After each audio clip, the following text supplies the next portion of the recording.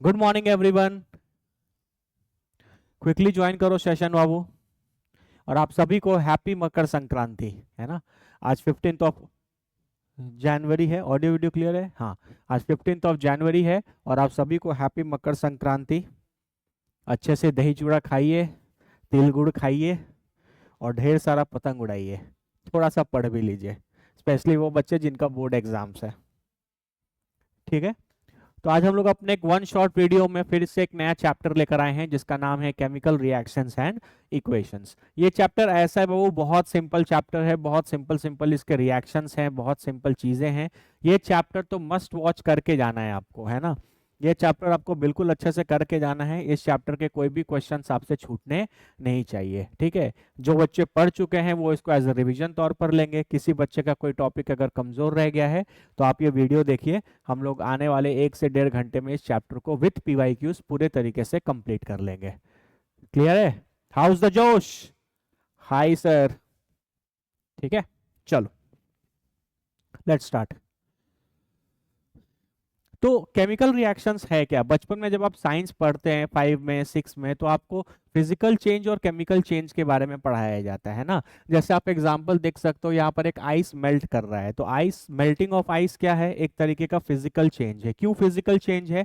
क्योंकि अगर ये बर्फ पिघलकर पानी बन जाता है तो आप पानी को वापस से जमा कर बर्फ बना सकते हैं, है ना। तो फिजिकल चेंज की सबसे इंपॉर्टेंट प्रॉपर्टी होती है कि वो रिवर्सिबल होता है। जैसे यहाँ पर सॉलिड आइस बर्फ करके लिक्विड वाटर बन रहा है तो आप उस वाटर को वापस से अपने फ्रिज में या फ्रीजर में रखेंगे तो वापस से बर्फ जम जाएगा। तो इसीलिए ये जो चीज है ये एक फिजिकल चेंज है।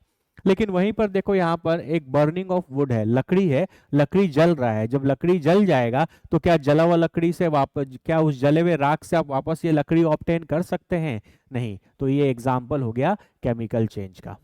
ठीक है, एग्जाम्पल किसका हो गया? केमिकल चेंज का। तो यहां पर बाबू आप लिख सकते हो,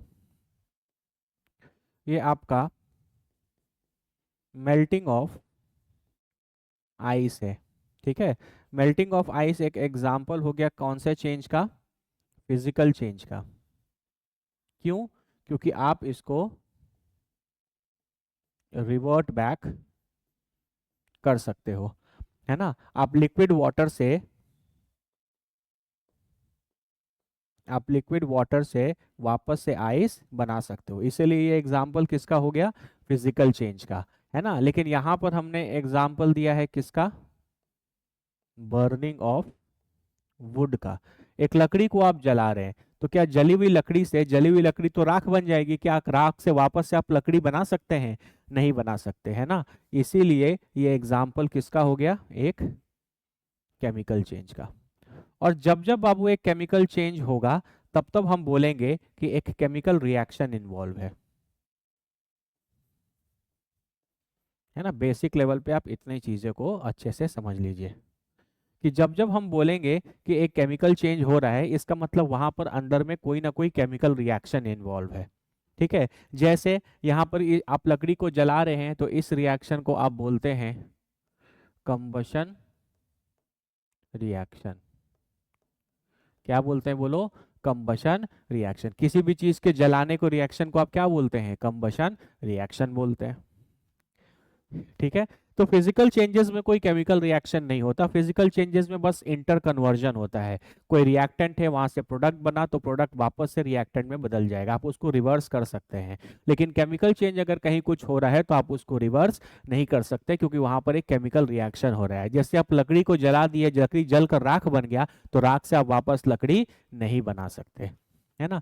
तो जितने भी केमिकल चेंजेस हैं उनमें एक पक्का केमिकल रिएक्शन होता है ना। तो देख लो अच्छे से, ये बेसिक चीजें क्लियर हो गई, है ना। तो all chemical changes involve a chemical reaction. जहां भी केमिकल चेंज होगा वहां पर एक केमिकल रिएक्शन जरूर इन्वॉल्व होगा। ठीक है, चलो। कुछ ऐसे ऑब्जर्वेशंस होते हैं, जैसे मान लो कि हम एक केमिस्ट्री के स्टूडेंट नहीं हैं, हम एक साइंस के स्टूडेंट नहीं हैं, ठीक है। हमको कोई आइडिया नहीं है कि केमिकल रिएक्शन क्या होता है, हमको कोई केमिस्ट्री आता ही नहीं है। लेकिन फिर भी कुछ ऐसे ऑब्जर्वेशंस हैं जिनको सिर्फ देखकर आप बता सकते हैं कि वहां पर कोई केमिकल रिएक्शन हो रहा है। ठीक है ना। कौन कौन से ऐसे ऑब्जर्वेशंस हैं? है ना। तो observation number 1, change in colour. Change in colour. इन सारे ऑब्जर्वेशंस के एग्जांपल्स हम लोग आज पूरे अच्छे से डिस्कस करेंगे, ठीक है। जैसे फॉर एग्जांपल हम केमिस्ट्री लैब में गए और मेरे पास एक बीकर में ब्लू कलर का सॉल्यूशन रखा था। किस कलर का सॉल्यूशन? ब्लू कलर का सॉल्यूशन रखा था, और मैंने उसमें कुछ डाला और अचानक से उसका कलर चेंज हो गया, ब्लू से फॉर एग्जांपल ग्रीन कलर का हो गया, है ना। अब हमको केमिस्ट्री तो नहीं पता कि कौन सा रिएक्शन है, लेकिन हम देखने मात्र से बता सकते हैं कि क्योंकि मेरे सॉल्यूशन का कलर चेंज हो गया, पहले ब्लू कलर का था और अब ग्रीन कलर का हो गया, इसका मतलब कोई ना कोई केमिकल रिएक्शन हुआ है ना। ये कुछ ऐसे ऑब्जर्वेशंस हैं जिन ऑब्जर्वेशंस को बस आप देखकर बता सकते हो कि कोई केमिकल रिएक्शन हुआ है या केमिकल रिएक्शन नहीं हुआ है।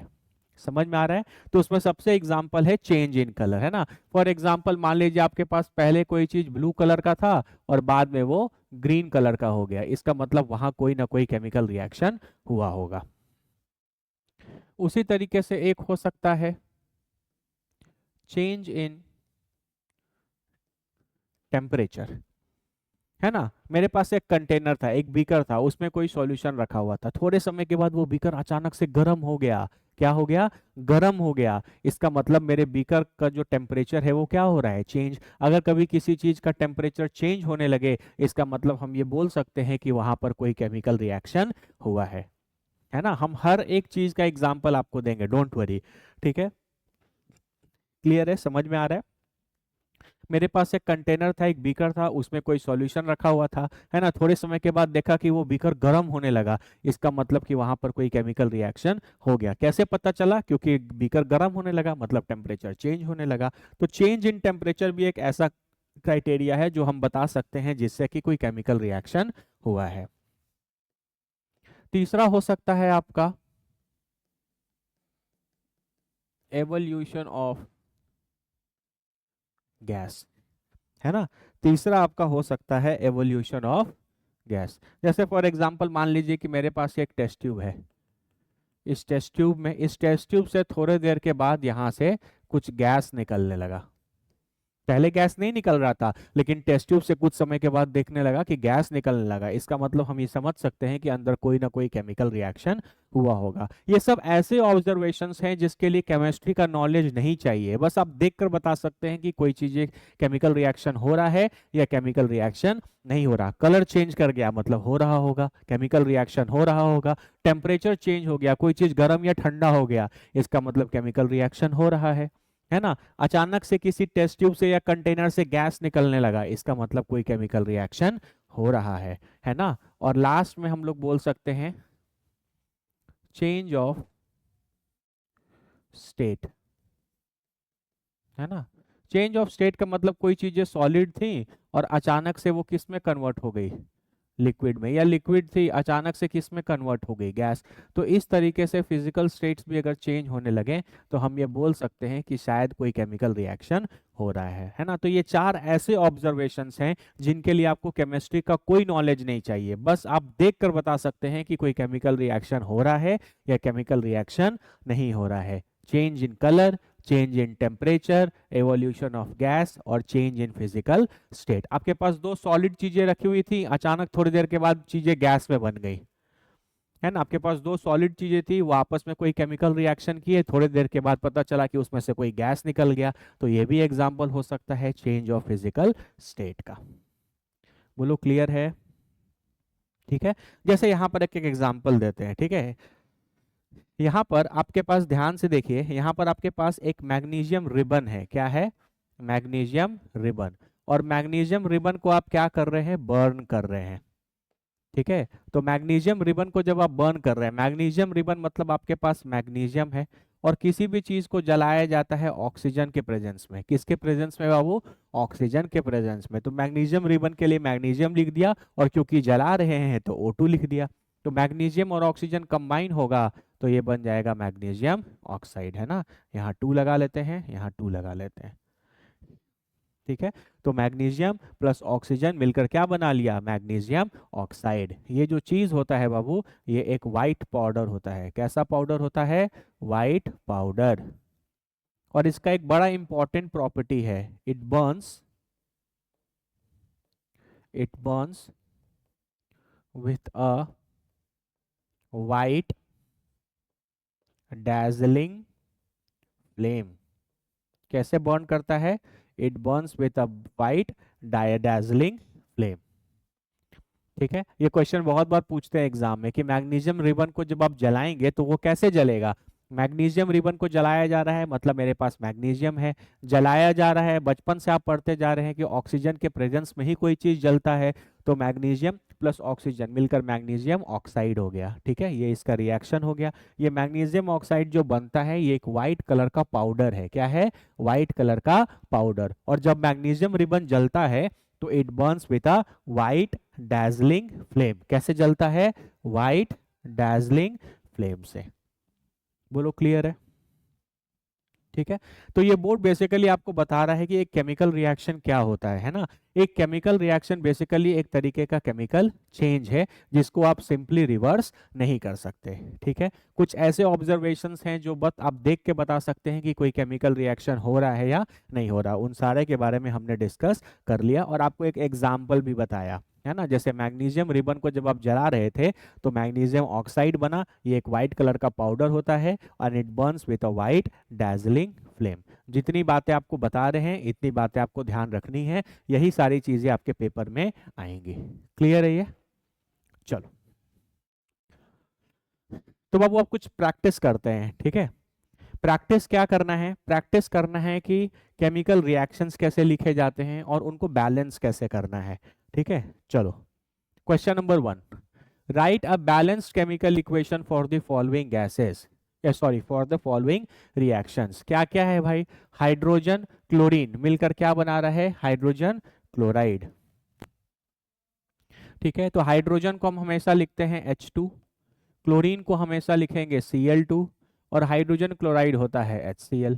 है ना, आपको कंपाउंड के और कंपाउंड्स के और एलिमेंट्स के नाम पता होना चाहिए। हाइड्रोजन को हमेशा रिएक्शन फॉर्म में H2 लिखते हैं, क्लोरीन को हमेशा रिएक्शन फॉर्म में Cl2 लिखेंगे और हाइड्रोजन क्लोराइड HCl होता है। बाकी आपको क्या करना है? बैलेंस। देखो यहाँ 2 हाइड्रोजन है, यहाँ 2 क्लोरीन है, तो हम यहाँ 2 लगा देते हैं, तो ये बैलेंस्ड हो गया। कोई दिक्कत किसी को? चलिए next, barium chloride. Barium chloride is BaCl2। थोड़ा सा अगर आपको आइडिया नहीं है तो हम आपको बता देते हैं कि जैसे बेरियम और क्लोराइड है तो बेरियम की वैलेंसी 2 है, क्लोरियम की वैलेंसी 1 है, तो क्रिस क्रॉस करते हैं तो ये बन जाएगा BaCl2। ये सब चीज़ें आप क्लास 9th में ही पढ़ें। अगर आपको इसमें भी डाउट है तो आप रिक्वेस्ट करना, मैं आपको इसके लिए एक वीडियो बना दूंगा, है ना। लेकिन टाइम विंग के लिए ये सब चीज़ें बहुत आसान है। Barium chloride plus aluminium sulphate, ये भी देख लो। एल्यूमिनियम की वैलेंसी और सल्फेट, सल्फेट की वैलेंसी होती है 2, एल्यूमिनियम के 3, तो क्रॉस कर देंगे तो ये क्या बन जाएगा? Al2SO4 whole thrice. इस तरीके से आप क्रॉस क्रॉस करके कंपाउंड लिखते हैं। ठीक है, तो ये बन गया आपका aluminium sulphate Al2SO4 whole thrice. क्या बन रहा है? Barium sulphate. Barium sulphate is BaSO4 और एल्यूमिनियम क्लोराइड, ये हो गया आपका AlCl3। बाकी आपको क्या करना है? बैलेंस करना है। यहाँ 2 एल्यूमिनियम है तो यहाँ 2 एल्यूमिनियम लगा लिया। कितने क्लोरीन हो गए? 6 क्लोरीन हो गए, तो यहाँ 3 लगाना पड़ेगा। अब 3 बेरियम हो गया तो यहाँ पे 3 लगा लिया। देखो बैलेंस हो गया, चेक करो। देखो 3 barium 3 barium, 2 aluminium 2 aluminium, 6 chlorine, यहाँ पे भी 6 क्लोरीन, और यहाँ पे 3 सल्फेट, यहाँ पे भी 3 सल्फेट, तो ये रिएक्शन बैलेंस हो गया। है ना, आप हमेशा कभी भी कोई केमिकल रिएक्शन लिखेंगे तो उसको बैलेंस करके ही लिखेंगे। बिना बैलेंस किए अगर आप कोई केमिकल रिएक्शन लिखते हैं बाबू तो आपका एग्जाम में नंबर कट जाएगा। ठीक है, इसलिए हमेशा रिएक्शन को लिखकर उसको बैलेंस करना है। इसीलिए हम आपको ढेर सारे क्वेश्चंस प्रैक्टिस करा दे रहे हैं। ठीक है, चलो अगला, sodium plus water. Sodium metal Na होता है, वाटर सबको पता है H2O होता है। क्या बना रहा है? Sodium hydroxide. Sodium hydroxide NaOH है और आपका हाइड्रोजन, हाइड्रोजन H2। बाबू देखो कभी भी किसी रिएक्शन में हाइड्रोजन, ऑक्सीजन, क्लोरीन, ब्रोमीन, है ना, नाइट्रोजन, अगर ये वर्ड्स हैं तो वो सब H2 हैं, H2, Cl2, O2, N2, इस फॉर्म में। ठीक है, चलो बोलो क्लियर है? बैलेंस करो इसको। एक सोडियम इधर है, एक सोडियम इधर है, एक ऑक्सीजन इधर, एक ऑक्सीजन इधर, लेकिन इधर 3 हाइड्रोजन है और इधर 2 हाइड्रोजन है, तो हम इसको 1/2 कर देते हैं। है ना, 1/2 ये 2 करके एक और एक 2 हाइड्रोजन हो गया। क्लियर है। बाकी आप चाहो तो ऐसे लिख सकते हो, हर जगह एलसीएम ले लो 2 और ये इधर आ जाएगा, तो ये हो जाएगा 2Na plus 2H2O gives 2NaOH plus H2। ये आप ऐसे हाफ भी छोड़ दोगे तो कोई दिक्कत नहीं है। चलो आगे, ये हो गया, ये हो गया, ये हो गया। Solutions of barium chloride and sodium sulphate. Barium chloride हो गया बाबू आपका BaCl2, सोडियम सल्फेट हो गया आपका Na2SO4। ये बनाकर क्या दे रहा है, बेरियम सल्फेट। बेरियम सल्फेट हो जाएगा BaSO4 plus sodium chloride, sodium chloride हो गया NaCl। ठीक है, जो कंपाउंड दिया है उस कंपाउंड का बस नाम लिख रहे हैं। नाम लिखने का तरीका इसी तरीके से है, जैसे बेरियम क्लोराइड का लिखा है, एल्यूमिनियम सल्फेट का लिखा है, उसी तरीके से आप सबका लिख सकते हैं। तो barium chloride sodium sulphate react करके क्या बना रहा है आपका, बेरियम सल्फेट और आपका सोडियम क्लोराइड। चमका क्या? चलो बैलेंस करो, बैलेंस करो। एक बेरियम है, एक बेरियम है, 2 सोडियम है तो यहाँ 2 लगा दिया, यहाँ 2 क्लोरीन है, यहाँ 2 क्लोरीन है, और एक सल्फेट, एक सल्फेट, बैलेंस हो गया। है ना, बैलेंस करने का बाबू प्रैक्टिस करो। जितने क्वेश्चंस हम करा रहे हैं इतने क्वेश्चंस भी अगर आप खुद से बनाने लगे तो आप कंफर्टेबल हैं, कोई भी क्वेश्चन आएगा बैलेंस कर ले जाओगे। Next, sodium hydroxide solution. Sodium hydroxide solution मतलब NaOH हो गया, और इन वाटर लिखा है, इसका मतलब एक एक्वस सॉल्यूशन है ना, लिखा है ना sodium hydroxide solution in water, तो वाटर में किसी चीज का सॉल्यूशन होता है तो आप इस तरीके से ब्रैकेट में एक्वस लिखते हैं। ठीक है, रिएक्ट्स विथ हाइड्रोक्लोरिक एसिड, ये HCl के साथ रिएक्ट कर रहा है to produce sodium chloride and water. Sodium chloride आपका NaCl हो गया और वाटर आपका H2O हो गया। है ना, ये रिएक्शन आपका पूरे तरीके से पहले से ही बैलेंस्ड है। जो बच्चे पूरे तरीके से अपना सिलेबस कंप्लीट कर चुके हैं उनको पता होगा कि ये बेस है, ये एसिड है, ये सॉल्ट है और ये वाटर है ना। इस रिएक्शन को आप न्यूट्रलाइजेशन रिएक्शन बोलते हैं। हमने ऑलरेडी एसिड बेस कंप्लीट कर लिया है, न्यूट्रलाइजेशन रिएक्शन। क्लियर है? चलो और करेंगे practice. Right balanced chemical reactions for the following. Potassium bromide reacts with barium iodide. Potassium bromide is KBr. Reacts with barium iodide. Barium iodide is BaI2. BaI2. ये बनाएगा potassium iodide. Potassium iodide is Ki and barium bromide. This is Br2. है ना, देखो जैसे barium bromide है तो barium और bromide मतलब ब्रोमीन, इसकी वैलेंसी 1, इसकी वैलेंसी 2, क्रिस क्रॉस कर देंगे तो ये हो जाएगा BaBr2। ठीक है, बैलेंस करेंगे, एक पोटेशियम क्लियर है, एक बेरियम क्लियर है, लेकिन इधर 2 आयोडीन है तो इधर 2 लगाना पड़ेगा, इधर 2 लगाएंगे तो पोटेशियम 2 हो जाएगा तो ये 2 लगाने पड़ेंगे। अब चेक करो, 2 potassium 2 potassium, 2 iodine 2 iodine, 2 bromine 2 bromine, एक बेरियम हो गया। है ना, इट कम्स विथ प्रैक्टिस बाबू, धीरे धीरे आप प्रैक्टिस करो, जो क्वेश्चंस हम लोग बना रहे हैं उनको देखो, आराम से हो जाएगा। ठीक है, चलो आगे। Zinc carbonate decomposes to zinc oxide and carbon dioxide. Zinc carbonate हो गया ZnCO3, डिकम्पोज करता है मतलब टूटता है, टूट करके क्या बनाता है, zinc oxide ZnO plus CO2। एक जिंक 3 ऑक्सीजन 3 ऑक्सीजन, एक कार्बन, ऑलरेडी बैलेंस्ड है। क्लियर हो गया? चलो आगे, एल्यूमिनियम प्लस कॉपर क्लोराइड, है ना, एल्यूमिनियम हो गया भाई, कॉपर क्लोराइड हो गया CuCl2। ठीक है, gives aluminium chloride AlCl3 plus copper. ठीक है, एक एल्यूमिनियम, लेकिन यहाँ 3 कॉपर है, यहाँ 2 कॉपर है, तो क्या करना पड़ेगा, 3/2 कर देते हैं और यहाँ 3 कर देते हैं। देखो 3/2, 2 देखो ऐसे करो, 3/2 और Cl2 2 है तो ये 2 कट जाएगा तो 3 क्लोरीन बचेगा। है ना, आप फ्रैक्शंस में भी लिख सकते हो, नहीं तो अब आप पूरे 2 का एलसीएम ले लो, इधर पूरा 2 का एलसीएम ले लोगे तो ये 2Al हो जाएगा, ये 3 CuCl2 हो जाएगा और ये पूरा 2 उस तरफ चला जाएगा, तो ये 2AlCl3 और ये 3 पहले से है तो 3 इंटू 2 हो जाएगा 6 कॉपर। ये भी सही है, ये भी सही है। फ्रैक्शंस में भी लिख दोगे तो कोई नंबर आपका नहीं काट सकता क्योंकि ये बैलेंस्ड इक्वेशन है, और नहीं तो इस तरीके से लिख लेना, दोनों चीजें सही हैं। आराम से देख लो, आराम से देख लो बाबू, कोई डाउट है तो देखो, नहीं तो फिर आगे बढ़ेंगे।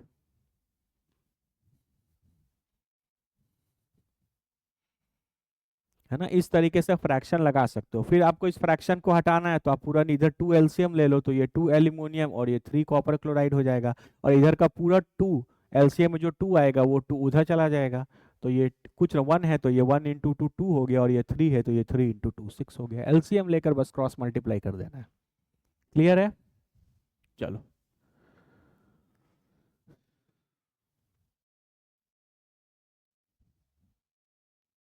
क्लियर है? तो आप और कुछ होमवर्क में क्वेश्चंस प्रैक्टिस करना, ठीक है, रिएक्शंस लिखने के और साथ में उनको बैलेंस करने के, ठीक है। एनसीईआरटी वगैरह में भी देखोगे तो एक्सरसाइज में भी काफी क्वेश्चंस हैं, प्रीवियस ईयर क्वेश्चंस प्रैक्टिस करो, ठीक है। कहीं कोई दिक्कत होता है, कोई रिएक्शन आपसे बैलेंस नहीं होता है, तो आप बिल्कुल हमसे पूछ लेना, हम बता देंगे। क्लियर है? चलो आगे। अब आते हैं बाबू, हमने ये पढ़ लिया कि chemical reactions basically chemical change हैं। कौन कौन से ऑब्जर्वेशंस जो कॉमनली हम केमिकल रिएक्शंस में देखते हैं। केमिकल रिएक्शंस वर्ड्स में दिए हो तो उनको इक्वेशंस में लिखना और उनको बैलेंस करना। इतनी चीजें अगर आप सीख गए तो अब हम लोग पढ़ेंगे टाइप्स ऑफ केमिकल रिएक्शन, ठीक है। इसमें सबसे पहला रिएक्शन आता है जिसका नाम है कॉम्बिनेशन रिएक्शन। क्या है? Combination reaction. कॉम्बिनेशन रिएक्शन का मतलब ही नाम जिसका कॉम्बिनेशन है उसमें चीजें क्या होती हैं? कंबाइन, ठीक है। सबसे पहले आपको कुछ बेसिक फंडामेंटल समझो। कभी भी आपके पास कोई केमिकल रिएक्शन होता है,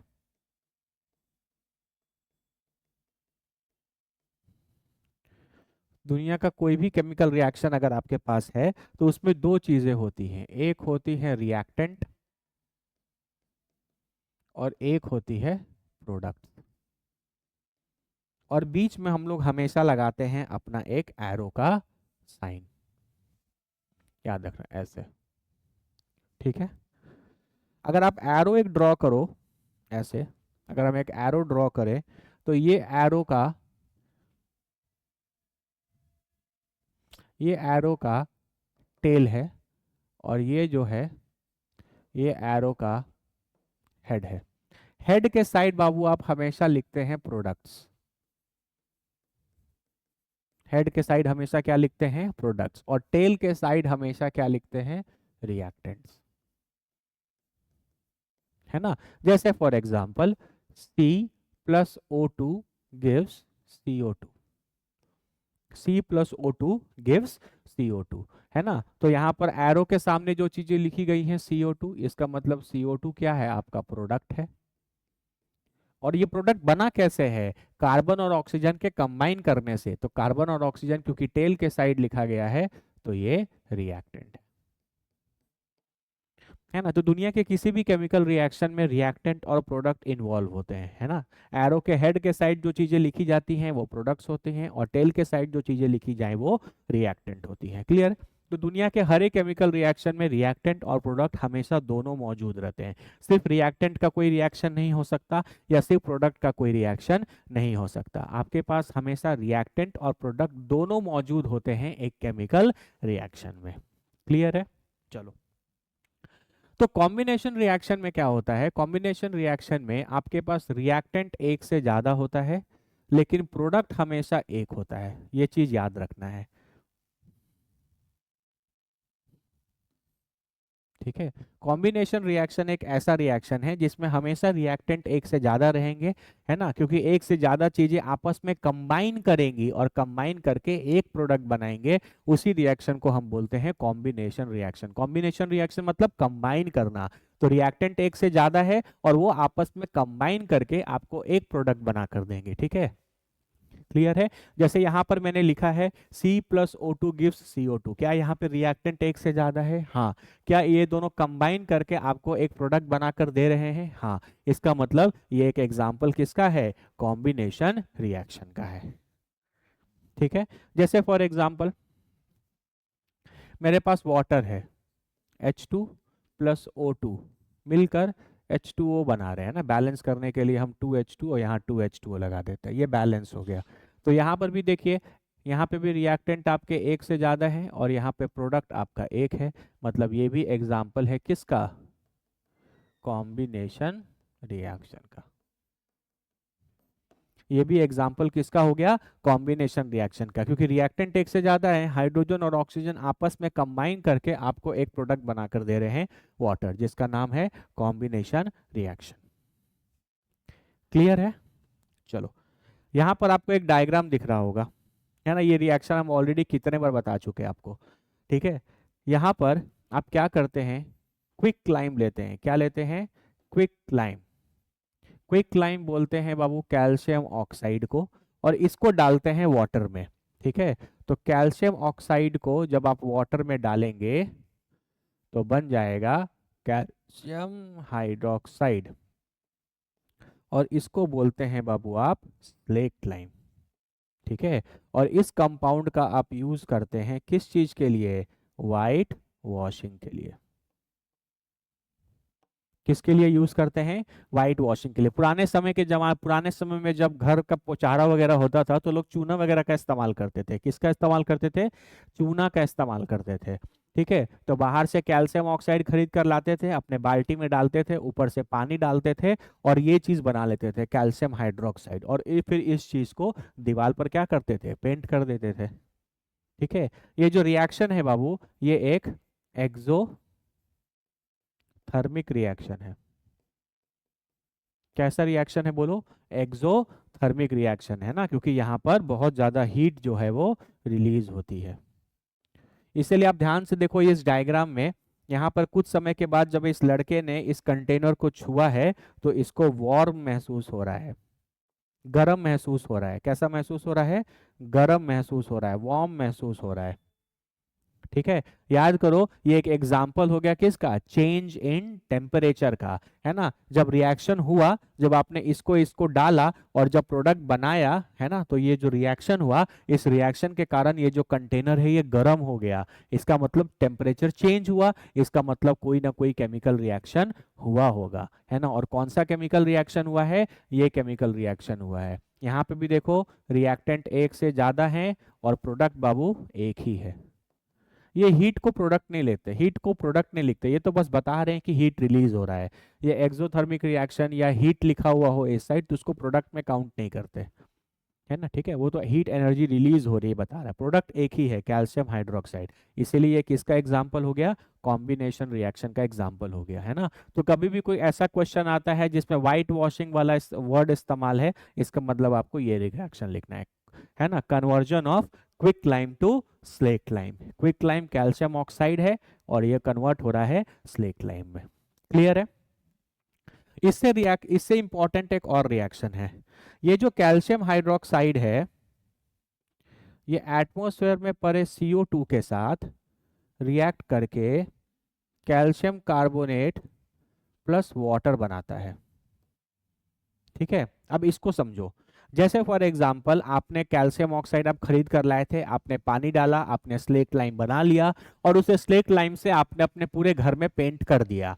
लेकिन जब आप पेंट करेंगे तो आपका घर जो है वो उतना वाइट नहीं दिखेगा, उतना वाइट स्टार्टिंग में नहीं दिखेगा, लेकिन 4 दिन 5 दिन के बाद आप देखोगे कि आपका दीवार पे जो कलर लगा था वो पूरा ब्राइट वाइट दिख रहा है ना। तो होता क्या है कि आपने अपने दीवार पर कैल्शियम हाइड्रोक्साइड लगाया है, वो एटमॉस्फेयर में पड़े हुए CO2 के साथ रिएक्ट करके 4-5 दिन के बाद कैल्शियम कार्बोनेट बना लेता है, और इस कैल्शियम कार्बोनेट बन जाने के कारण ही आपका दीवार जो है वो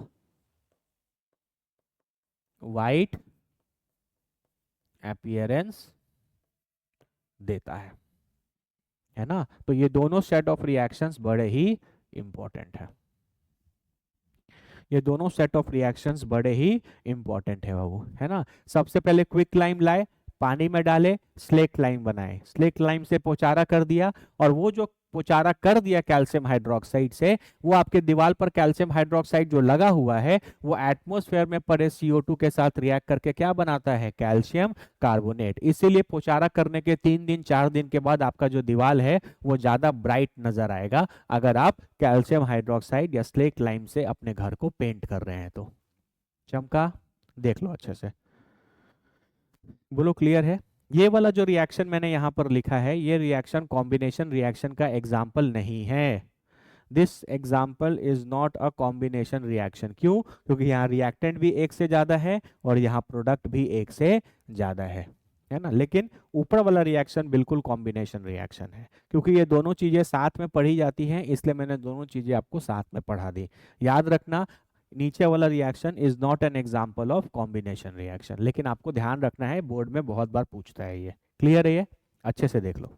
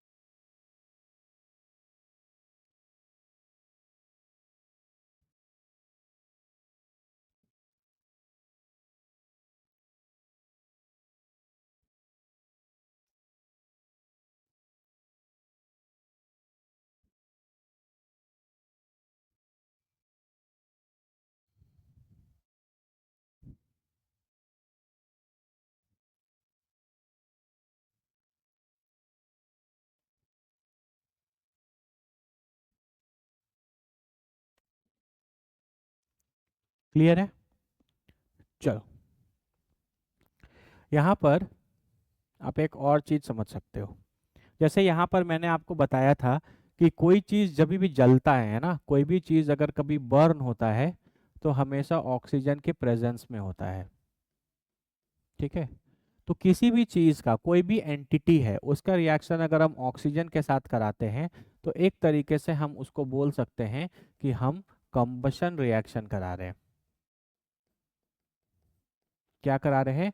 कंबशन रिएक्शन। जैसे यहाँ पर आप C+O2 से CO2 बना रहे हैं, तो आप कार्बन को जला रहे हैं ऑक्सीजन के प्रेजेंस में, तो हम बोलेंगे ये एक कंबशन रिएक्शन है। ठीक है? उसी तरीके से जैसे आपके पास CH4 है ना, आपने पढ़ा है, आप इसको मीथेन बोलते हैं।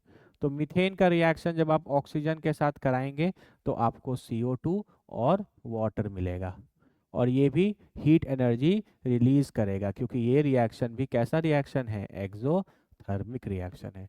किसी भी चीज को आप जलाते हो तो आपको, अभी ठंडा का समय, लकड़ी जलाते हो तो वहां से हीट एनर्जी रिलीज होती है, तभी आप उसके सामने ऐसे खड़े होकर अपने आप को गर्म करते हो, है ना। तो ये हीट रिएक्शन है। तो कंबशन रिएक्शन भी जो है वो आपका एग्जाम्पल किसका हो गया? एक एक्सोथर्मिक रिएक्शन का हो गया। ठीक है? बोलो क्लियर है? इसका एक जनरलाइज्ड इक्वेशन है बाबू, याद रखो। CxHy plus x plus y/4 O2 will give you xCO2 plus y/2 H2O, है ना। ये चीज हम आपको ऑर्गेनिक कार्बन एनाइड्स कंपाउंड के भी पहले लेक्चर में पढ़ाए थे, है ना। जैसे फॉर एग्जांपल, है ना, मान लो आपको इथेन का कंबशन कराना है, C2H6 का कंबशन कराना है ना। तो C2H6 जैसे ही लिखोगे तो x के जगह 2 हो गया और y के जगह क्या हो गया? 6। ठीक है? तो अब यहाँ पर हम लोग क्या लिखेंगे? x प्लस y/4, तो ये हो जाएगा 2 प्लस 6/4 O2 गिव्स xCO2, ये बनेगा 2CO2 प्लस 6/2 H2O। ठीक है? तो ये हो जाएगा C2H6, ये कितना हो जाएगा? ये 3, ये 2, तो ये हो जाएगा बाबू 2 2 4 7/2 O2 will give you 2 CO2 plus 3 H2O, है ना। देखो ये ऑलरेडी बैलेंस होगा, चेक करो।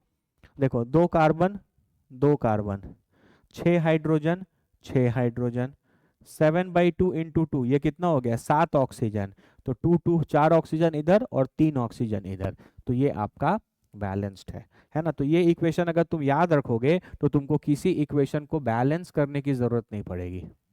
अगर कोई हाइड्रोकार्बन आ जाता है ना, CXH5 क्या है, एक हाइड्रोकार्बन है।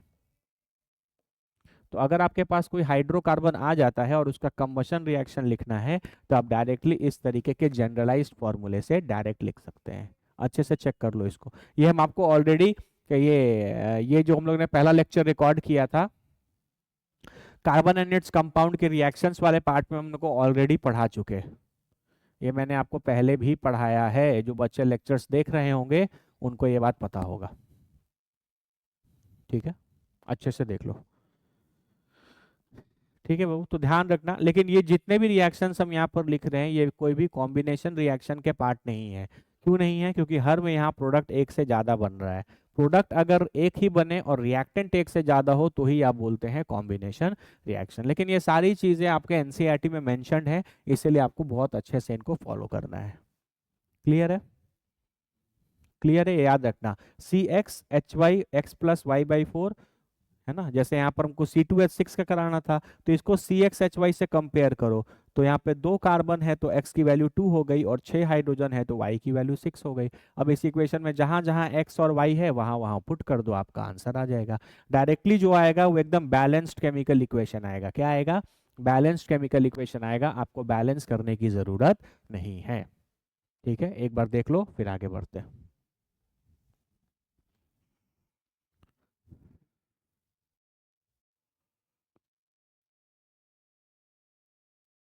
ठीक है, चलो एक चीज बाबू और पूछा जाता है रेस्पिरेशन के बारे में। रेस्पिरेशन भी एक एक्सोथर्मिक प्रोसेस है। रेस्पिरेशन भी क्या है आपका बताओ? एक एक्सो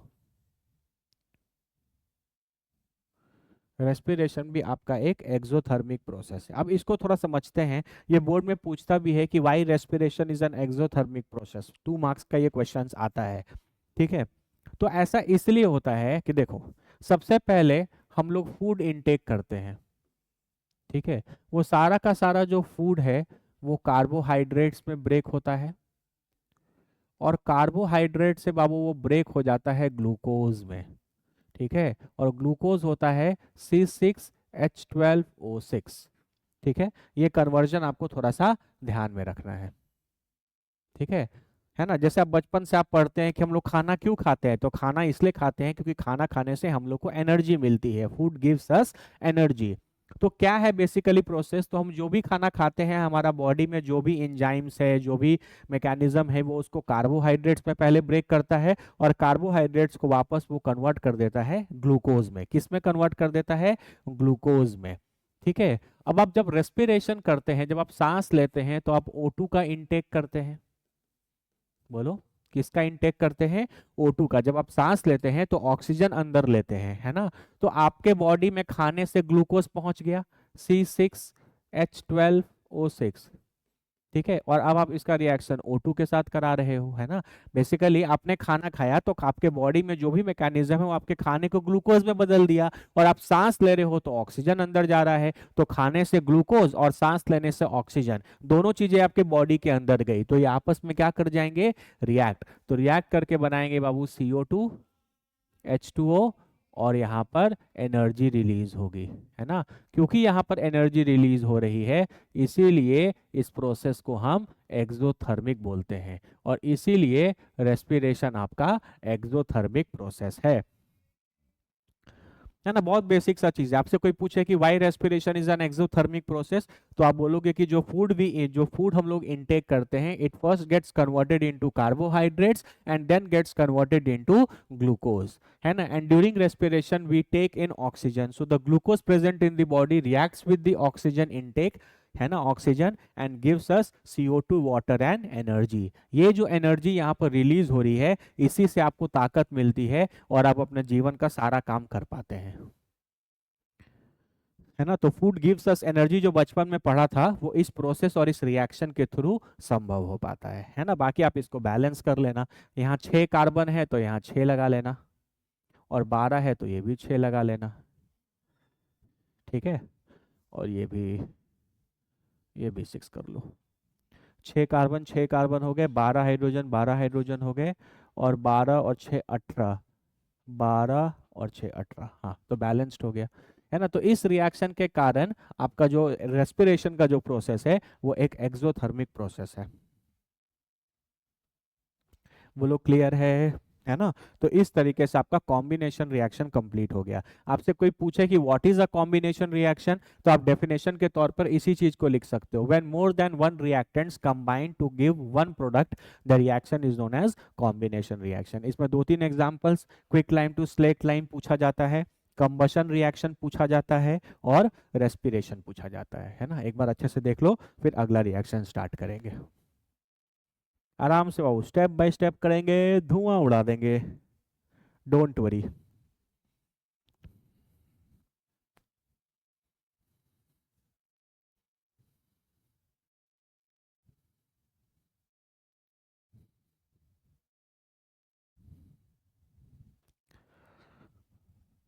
ठीक है, चलो अगला है डिकॉम्पोजिशन रिएक्शन, है ना। This is opposite of combination. This is opposite of combination reaction. Combination reaction में क्या होता है बोलो। कॉम्बिनेशन में एक से ज्यादा रिएक्टेंट टू कंबाइन करके एक प्रोडक्ट बनाते हैं, है ना। डिकॉम्पोजिशन का मतलब होता है टूटना। कॉम्बिनेशन का मतलब था जुड़ना, डिकॉम्पोजिशन का मतलब है टूटना। तो यहाँ रिएक्टेंट हमेशा एक रहता है, लेकिन वो टूट करके एक से ज्यादा प्रोडक्ट बनाकर देगा। बस ये याद रखना है, रिएक्टेंट एक ही रहेगा लेकिन प्रोडक्ट एक से ज्यादा बनेगा, क्योंकि एक चीज टूट करके आपको एक से ज्यादा चीजें बनाकर देंगी। तो reaction in which one reactant breaks to form more than one product are known as decomposition reaction. ठीक है, याद रखना, इसमें रिएक्टेंट एक ही रहेगा लेकिन प्रोडक्ट एक से ज्यादा रहेगा। ऐसे रिएक्शंस को बोलते हैं डिकॉम्पोजिशन। उल्टा नहीं है, पहले रिएक्टेंट एक से ज्यादा थे और प्रोडक्ट एक था, कॉम्बिनेशन में उल्टा है, यहाँ रिएक्टेंट एक है और प्रोडक्ट आपके एक से ज्यादा है। ठीक है, जैसे यहाँ पे देखो बहुत फेमस एग्जांपल्स, ये दोनों वेरी इंपॉर्टेंट रिएक्शंस हैं, ये दोनों रिएक्शंस आपके बोर्ड के पेपर में आएंगे।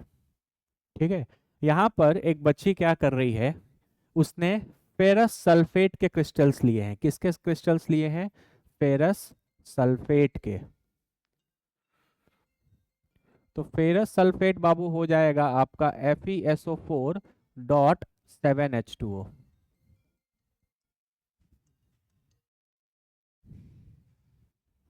फेरस सल्फेट हो जाएगा आपका FeSO4.7H2। FeSO4.7H2 आपका फेरस सल्फेट हो गया, इसके क्रिस्टल्स हो गए। जब आप इसको हीट करोगे, देखो ये बच्ची क्या कर रही है, एक टेस्ट ट्यूब ली है और इस टेस्ट ट्यूब में क्या है, फेरस सल्फेट है, और उसको नीचे देखो बर्नर लगाकर उसको क्या कर रही है, हीट कर रही है। क्या कर रही है, हीट कर रही है। तो जैसे ही तुम FeSO4.7H2O को तुम हीट करोगे, हीट का सिंबल होता है एरो के ऊपर ये ट्रायंगल, एरो के ऊपर ये ट्रायंगल। तो सबसे पहले ये जो 7H2O है ये हट जाएगा, ये बनेगा FeSO4। हम आपको पहले भी बता चुके हैं कि .H2O बताता है वाटर ऑफ क्रिस्टलाइजेशन, और ये बताता है कि आपके क्रिस्टल्स में कितनी नमी है।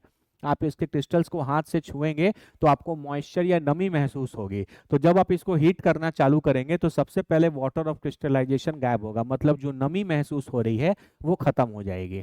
ठीक है, उसके बाद अगेन आप अगर इसको हीट करोगे तो FeSO4 अगर फर्दर हीट होगा तो ये टूट जाएगा, Fe2O3 plus SO2 plus SO3। Very very important reaction,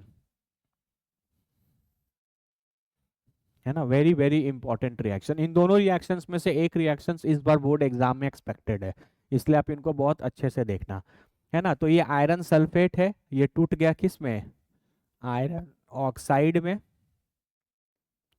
ये सल्फर डाइऑक्साइड है, दो ऑक्सीजन है इसलिए डाइऑक्साइड, और ये है आपका सल्फर ट्राइऑक्साइड।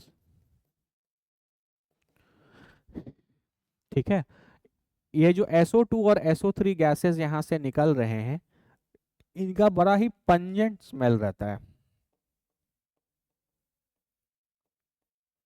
इनका क्या रहता है, बड़ा ही पंजेंट स्मेल रहता है, मतलब सड़ा हुआ स्मेल रहता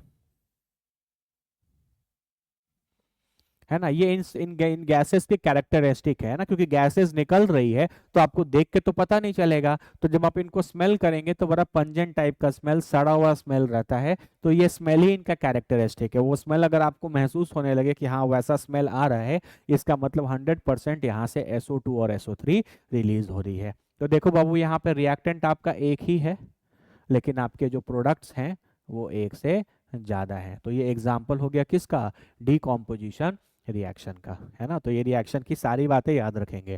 फेरस सल्फेट या आयरन सल्फेट भी बोल सकते हो, आयरन सल्फेट भी बोल सकते हो, फेरस सल्फेट भी बोल सकते हो। वो FeSO4.7H2O होता है। हीट करोगे तो पहले 7H2O हटेगा और फिर हीट करोगे तो ये चीज़ होगा।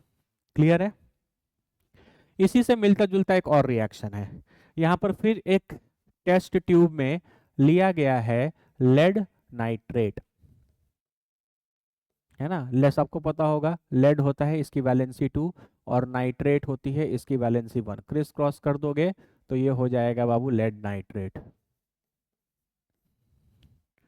ठीक है, ये हो जाएगा लेड नाइट्रेट। देखो फिर आपने टेस्ट ट्यूब में लेड नाइट्रेट लिया है, हाँ, और लेड नाइट्रेट को आप क्या कर रहे हो, हीट कर रहे हो। तो लेड नाइट्रेट को फिर आप हीट करोगे तो ये बन जाएगा lead oxide plus NO2 plus O2, NO2 plus O2। Again a very important reaction. कुछ कुछ रिएक्शंस बाबू आपको याद रखने होंगे, उनमें ये दो रिएक्शंस हैं। लेड नाइट्रेट हीट होता है तो लेड ऑक्साइड में, NO2 में और O2 में, है ना। This is nitrogen dioxide. क्या है ये, नाइट्रोजन डाइऑक्साइड, है ना। इसका ब्राउन फ्यूम्स होता है, ब्राउन फ्यूम्स, है ना। ये कलरफुल गैस है, नाइट्रोजन डाइऑक्साइड जो है वो कलरफुल गैस है। तुम यहाँ से देखो, यहाँ से तुमको दिख रहा होगा कि ये जो गैस यहाँ से रिलीज हो रहा है इसका कलर कैसा है, ब्राउन। ठीक है,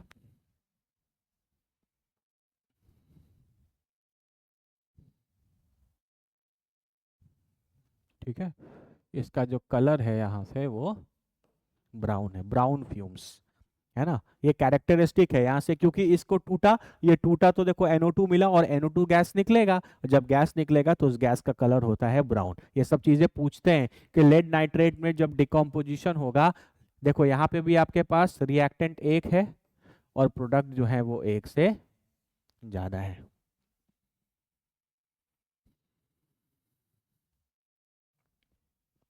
प्रोडक्ट जो है वो एक से ज्यादा है, तो यहाँ एक रिएक्टेंट प्रोडक्ट एक से ज्यादा, तो ये भी एग्जांपल किसका हो गया, डिकम्पोजिशन रिएक्शन का। ठीक है, तो जब लेड नाइट्रेट का डिकम्पोजिशन होता है तो रिएक्शन पूछा जाएगा, और याद रखना है NO2 गैस का जो कलर है वो ब्राउन कलर का होता है। SO2 SO3 गैसेस का एक कैरेक्टरिस्टिक स्मेल होता है जिसका नाम है पंजेंट स्मेल। क्लियर है। एक लास्ट इंपॉर्टेंट पॉइंट इन दोनों रिएक्शन से रिलेटेड, देखो ध्यान से इसको बाबू, अगर तुम ध्यान से देखो तो यहाँ पर भी तुम कंपाउंड को तोड़ रहे हो, कैसे तोड़ रहे हो, हीट दे करके तोड़ रहे हो। यहाँ पर भी आप कंपाउंड को तोड़ रहे हो, कैसे तोड़ रहे हो, हीट दे करके तोड़ रहे हो। तो जब कभी भी आप डिकम्पोजिशन रिएक्शन करते हैं, किसी कंपाउंड को तोड़ते हैं, हीट दे करके तोड़ते हैं, तो इन रिएक्शंस का नाम है थर्मल डिकम्पोजिशन।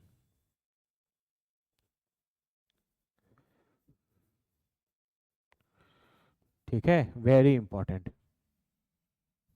ठीक है, तो अगर तुमसे कभी पूछे कि थर्मल डिकम्पोजिशन रिएक्शन क्या होता है, तो एक ऐसा डिकम्पोजिशन रिएक्शन जिसमें हम किसी एक रिएक्टेंट को ब्रेक करते हैं हीट दे करके, है ना।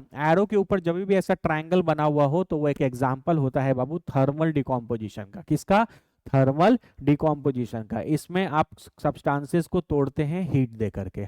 ये भी थर्मल डिकम्पोजिशन का एग्जांपल है, ये भी थर्मल डिकम्पोजिशन का एग्जांपल है। जैसे बोर्ड में क्वेश्चन आया, what is thermal decomposition reaction, explain by giving an example.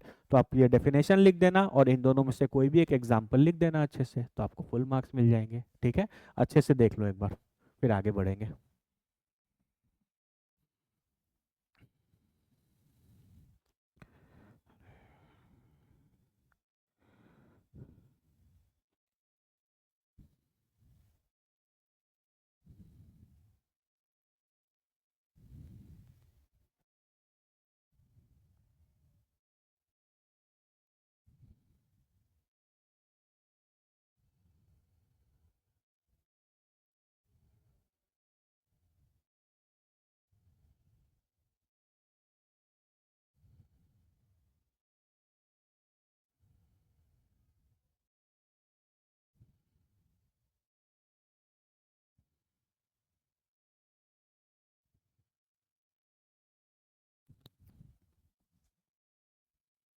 ठीक है, क्लियर है। चलो अगला देखो, ये भी एक डिकम्पोजिशन रिएक्शन है ना। ये डिकम्पोजिशन रिएक्शन का हम लोग एक स्पेशल नाम बोलते हैं बाबू, इसको बोलते हैं इलेक्ट्रोलाइसिस। क्या बोलते हैं? इलेक्ट्रोलाइसिस। इलेक्ट्रोलाइसिस में आप किसी एक कंपाउंड को ब्रेक करेंगे। डिकम्पोजिशन रिएक्शन है तो एक कंपाउंड को तोड़कर आपको एक से ज्यादा प्रोडक्ट्स बनाने हैं, है ना। तो इसमें भी हम लोग एक कंपाउंड को ब्रेक करते हैं, लेकिन पिछले बार हीट देकर तोड़ रहे थे इसलिए उसको थर्मल डिकम्पोजिशन बोला था। इस बार हम लोग कंपाउंड को ब्रेक करेंगे, इस बार हम लोग कंपाउंड को ब्रेक करेंगे using electricity, using electricity. Electric current को पास करके हम लोग किसी कंपाउंड को ब्रेक करेंगे, इसीलिए इस कंपाउंड का या इस टेक्निक का नाम है, सॉरी, इस टेक्निक का नाम है इलेक्ट्रोलाइसिस। तो हम लोग इलेक्ट्रोलाइसिस किसका करा रहे हैं? वाटर का। इलेक्ट्रोलाइसिस किसका करा रहे हैं? वाटर का। वाटर सबको पता है H2O होता है, वाटर में सबको पता है क्या प्रेजेंट रहता है? H2O। H2O को जब हम तोड़ेंगे तो मिलेगा H प्लस और OH माइनस, है ना। अभी टाइमिंग के लिए समझिए, ये रिएक्शन नहीं है। वाटर को, वाटर से जैसे ही आप इलेक्ट्रिक करंट को पास करेंगे तो वाटर ऐसे आयनाइज हो जाएगा। क्या हो जाएगा? आयोनाइज हो जाएगा। इसको बहुत अच्छे से समझना, बच्चे सिर्फ रटते हैं, समझता कोई नहीं है ना। वाटर को जैसे यहाँ पर देखो, आपने कंटेनर लिया, इस कंटेनर में देखो ब्लू ब्लू ब्लू आपको पानी दिख रहा है, और पानी में आपने दो इलेक्ट्रोड्स कनेक्ट किए हैं, एक है आपका कैथोड और एक है आपका एनोड। एनोड जो है वो आपका पॉजिटिव टर्मिनल है, एनोड जो है बाबू वो आपका पॉजिटिव टर्मिनल है, और कैथोड जो है वो आपका नेगेटिव टर्मिनल है ना। आप दो प्लेट्स डाल रहे हैं, एक एनोड और एक कैथोड। एनोड पॉजिटिव है और कैथोड नेगेटिव है। सेम उसी तरीके से जैसे हमने एसिड बेस सॉल्ट में वो जो सोडियम हाइड्रोक्साइड का मैन्युफैक्चरिंग पढ़ा था ब्राइन सॉल्यूशन से, सेम उसी तरीके से। ठीक है, अगर तुमको लगता है तो हम थोड़ा सा यहाँ तुम्हारे लिए अलग से एक छोटा सा बना देते हैं, ठीक है, ध्यान से देखना।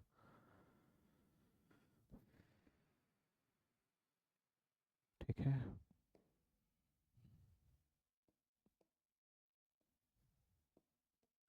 ठीक है, इनको हम कनेक्ट कर देते हैं बैटरी से। ठीक है, ऐसा। तो ये वाला पॉजिटिव से कनेक्टेड है तो ये पूरा पॉजिटिव हो गया, और ये नेगेटिव से कनेक्टेड है तो ये पूरा नेगेटिव हो गया। ठीक है, इसको हम बोलते हैं एनोड और इसको हम बोलते हैं कैथोड। ठीक है, अब तो इसमें करंट जा रहा है, करंट किसके लिए जा रहा है भाई, थोड़ा ये भी देख लिया जाए।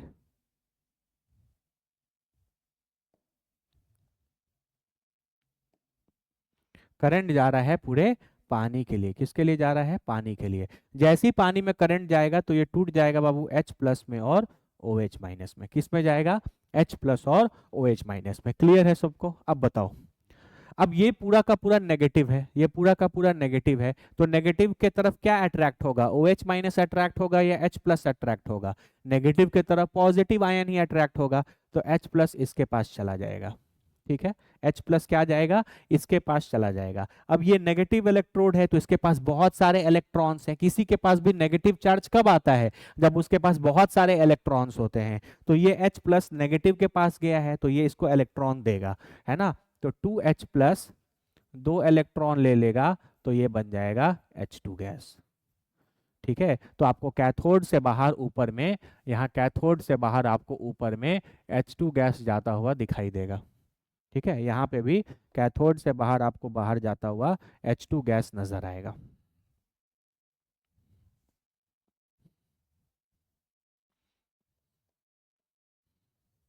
H2 गैस यहाँ से बाहर निकलता हुआ नजर आएगा। क्लियर है। ठीक है, अब क्या बचा बताओ, OH minus. OH minus negatively charged है तो ये किसके पास जाएगा भाई, ये जाएगा एनोड के पास, क्योंकि एनोड कैसा चार्ज्ड है, पॉजिटिव चार्ज है। नेगेटिव वाली चीजें पॉजिटिव के पास जाएंगी और पॉजिटिव वाली चीजें नेगेटिव के पास जाएंगी। तो OH माइनस किसके पास जाएगा, एनोड के पास, और H प्लस कहाँ जाएगा, कैथोड के पास। बोलो क्लियर है ना। इसलिए कैथोड से कौन सा गैस निकला था, H2 गैस। क्लियर है। चलो इसका रिएक्शन थोड़ा देखना। OH माइनस जा रहा है तो 4 OH माइनस डिस्चार्ज होकर 2H2O प्लस O2 बनाकर देगा। ठीक है, बाकी बैलेंस करने के लिए यहाँ पे आप 4 इलेक्ट्रॉन निकाल लेना।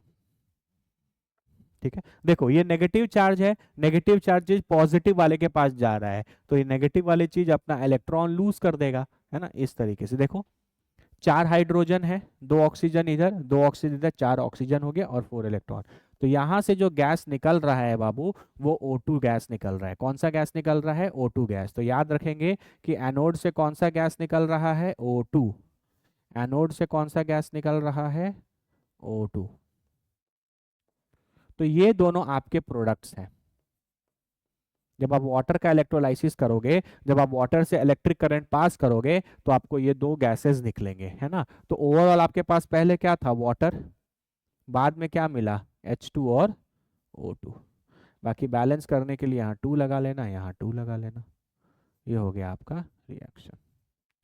यहाँ पे भी बाबू आप ध्यान से देखो, आपके पास रिएक्टेंट एक ही है लेकिन प्रोडक्ट एक से ज्यादा है।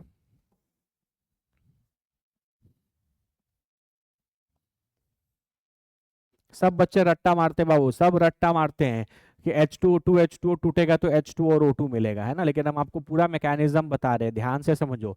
सबसे पहले वाटर में जब आप इलेक्ट्रिक करंट पास करेंगे तो वाटर अपने आयंस में टूटेगा, H प्लस और OH माइनस में। H प्लस पॉजिटिव है तो कैथोड के पास जाएगा क्योंकि कैथोड नेगेटिवली चार्ज होता है, और OH माइनस क्योंकि नेगेटिव है तो वो एनोड के पास जाएगा क्योंकि वो पॉजिटिव चार्ज होता है ना। तो ये रिएक्शन कहाँ पर है, एट कैथोड, और ये रिएक्शन कहाँ हो रहा है, at anode. Very very important reactions. बोलो क्लियर हुआ या नहीं क्लियर हुआ, ठीक है।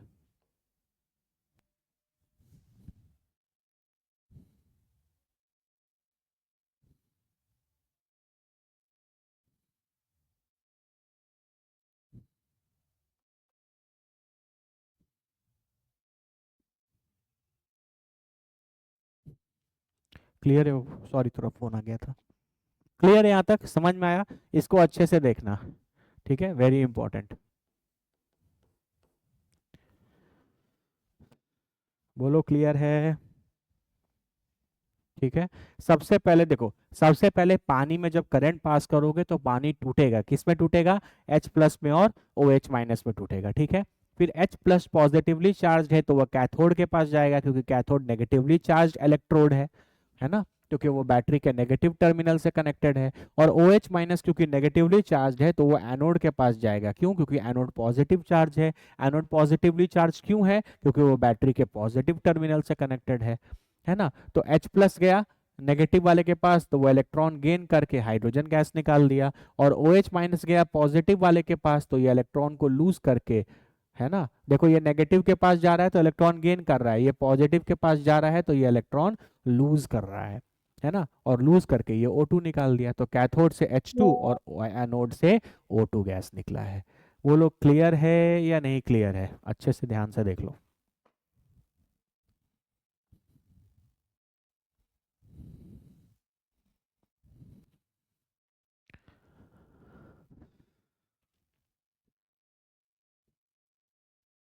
ठीक है, ये भी डिकम्पोजिशन रिएक्शन है, लेकिन इलेक्ट्रिक करंट को पास करके कर रहे हैं, इसीलिए इसको हम इलेक्ट्रोलाइसिस बोल रहे हैं।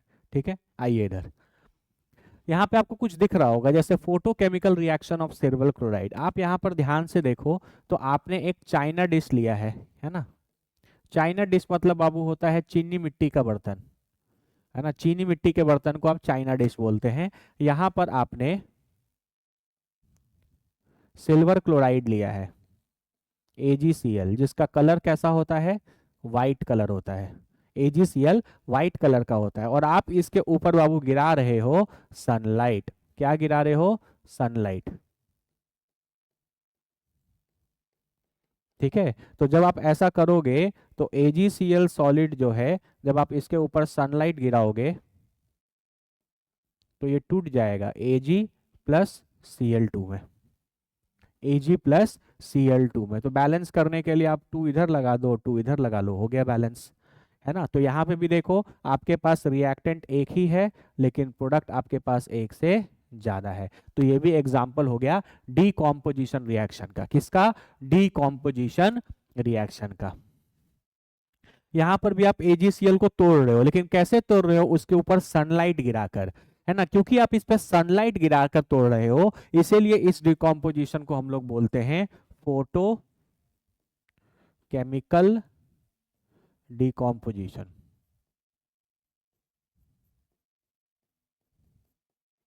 डिकम्पोजिशन क्योंकि ब्रेक कर रहे हो, और फोटो वर्ड इसलिए लगा है क्योंकि आप सनलाइट के प्रेजेंस में इसको तोड़ रहे हो, है ना। सनलाइट है ना, सनलाइट को लेकर के आप इसको ब्रेक कर रहे हो, इसीलिए इसका नाम है फोटोकेमिकल डिकम्पोजिशन। याद रखना, थर्मल डिकम्पोजिशन जिसमें हीट देकर तोड़ा था, इलेक्ट्रोलाइसिस जिसमें इलेक्ट्रिक करंट पास करके तोड़ रहे हैं, और जिसमें सनलाइट को यूज करके तोड़ रहे हैं, उसको हम लोग बोलेंगे बाबू फोटोकेमिकल डिकम्पोजिशन। क्या बोलेंगे, फोटोकेमिकल डिकम्पोजिशन। सिंपल है।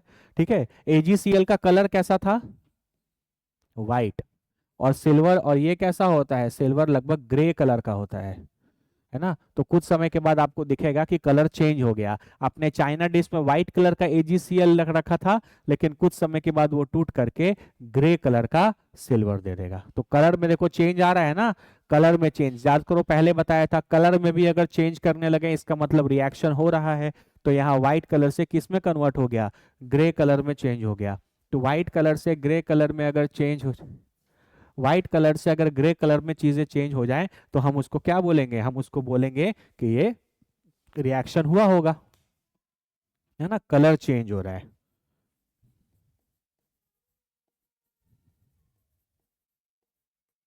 कलर चेंज हो रहा है, क्लियर है। इसी से मिलता जुलता आप और एक रिएक्शन है, ठीक है, जैसे AgBr को भी तोड़ सकते हो। तो AgBr में जब सनलाइट पास करेंगे तो ये टूटेगा Ag+Br2 में। AgBr जो सनलाइट पास करेंगे तो किस में टूटेगा, Ag+Br2 में, है ना। बैलेंस करने के लिए फिर वही यहाँ 2 लगा लो या 2 लगा लो, सेम रिएक्शन है। बस फर्क इतना है, यहाँ क्लोरीन के साथ था AgCl था, यहाँ AgBr था, सेम रिएक्शन है। इन रिएक्शंस को आप यूज करते हो, पहले यूज किया जाता था ब्लैक एंड व्हाइट फोटोग्राफी में।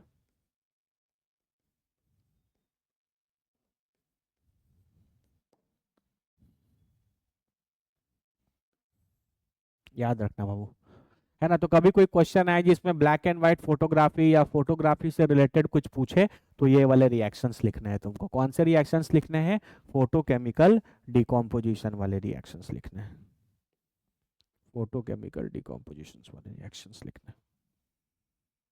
क्लियर है, चलो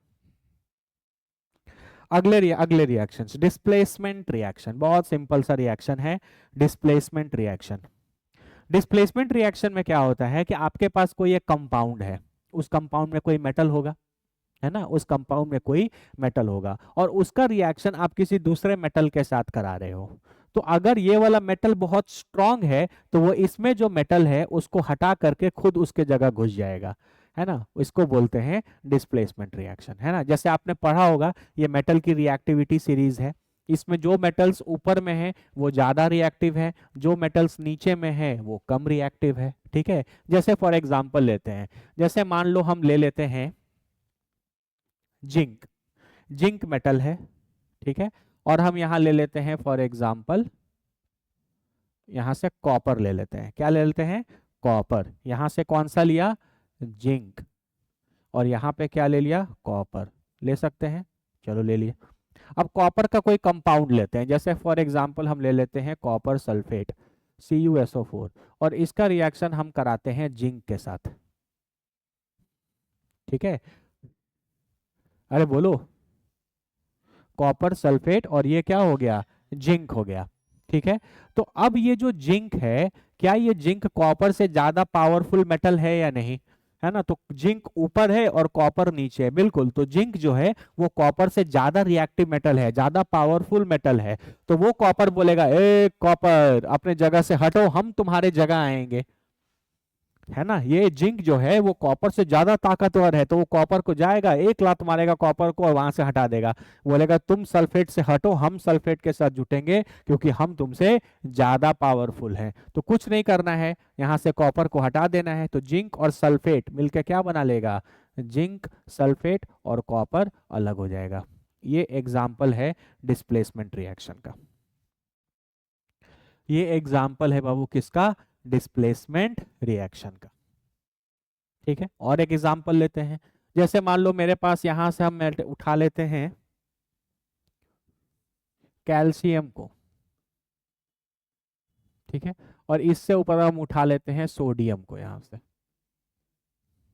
ठीक है। तो मान लो कैल्शियम का कोई कंपाउंड लेते हैं, जैसे कैल्शियम कार्बोनेट, और यहाँ पे रख दिया सोडियम, क्या रख दिया, सोडियम, ठीक है। कैल्शियम कार्बोनेट था, अब इसके सामने सोडियम आया, जैसे ही सोडियम आया तो सोडियम और कैल्शियम में कौन ज्यादा पावरफुल है, सोडियम ऊपर है कैल्शियम नीचे, जो जितना ऊपर रहेगा वो उतना ज्यादा पावरफुल रहेगा। तो ये सोडियम जाएगा, है ना, और कैल्शियम को एक लात मारेगा, है ना, जाके सीधा एक लात मारेगा कैल्शियम को, बोलेगा तुम हटो यहाँ से क्योंकि हम तुमसे ज्यादा पावरफुल हैं, तो हम तुम्हारे जगह आकर बैठेंगे। तो सोडियम और कार्बोनेट मिलकर बनाएगा सोडियम कार्बोनेट, और ये आपका जो कैल्शियम है वो अलग हो जाएगा, ठीक है। बैलेंस करने के लिए तुम यहाँ 2 लगा लेना, वो सब बैलेंस बैलेंस तुम अब आराम से कर सकते हो।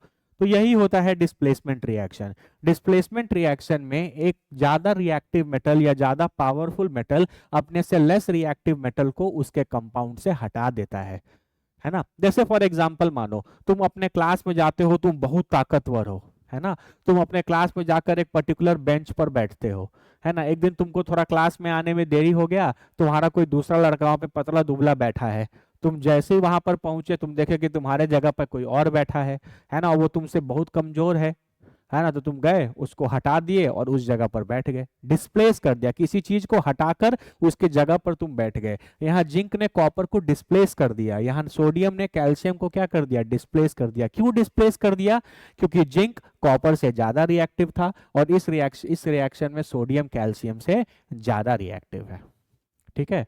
तो हम बोल सकते हैं कि when a more reactive metal displaces a less reactive metal from its compound,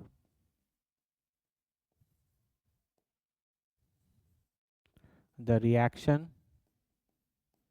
is known as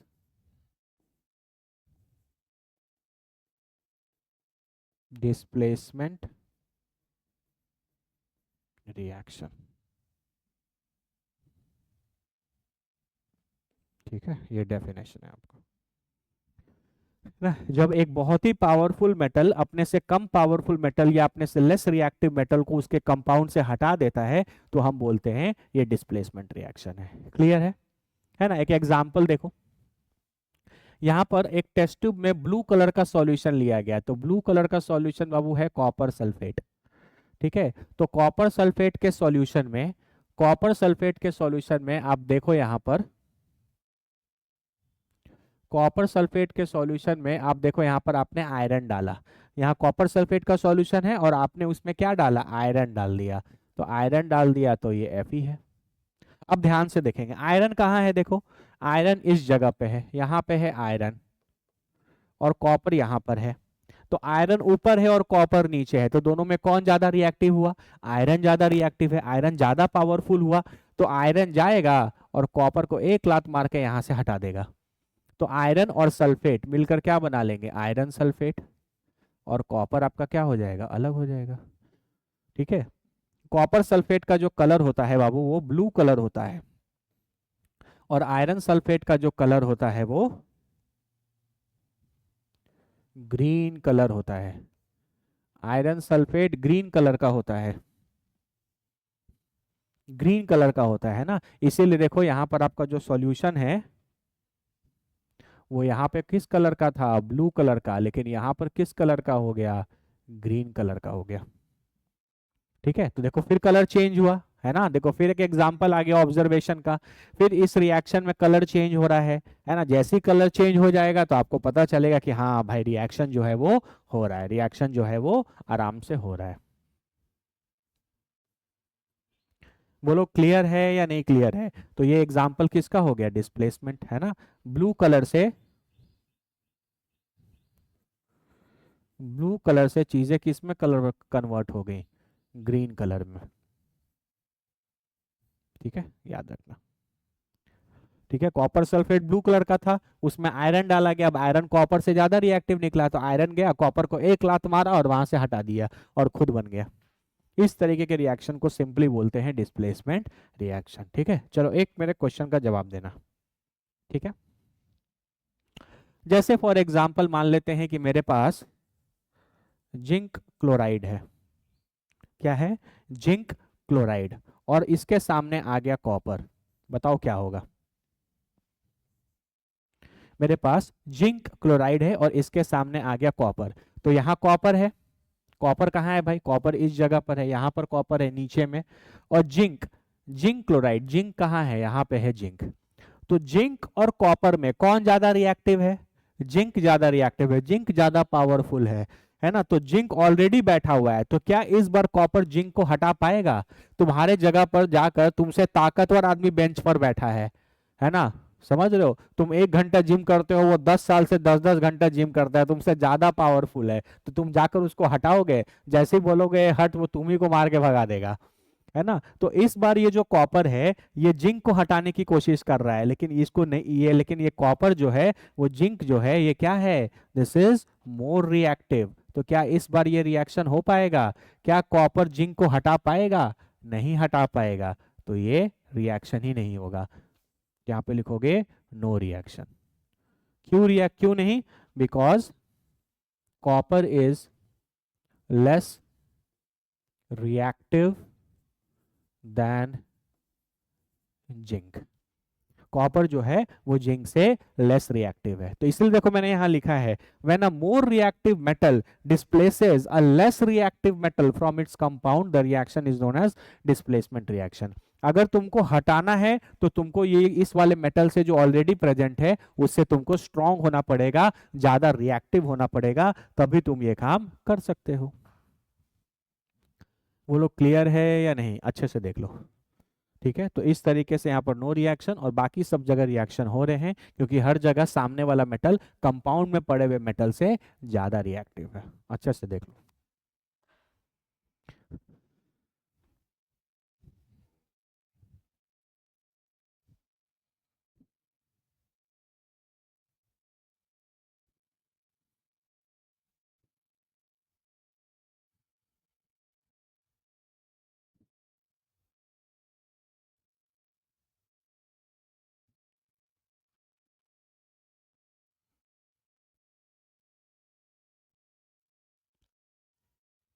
clear है?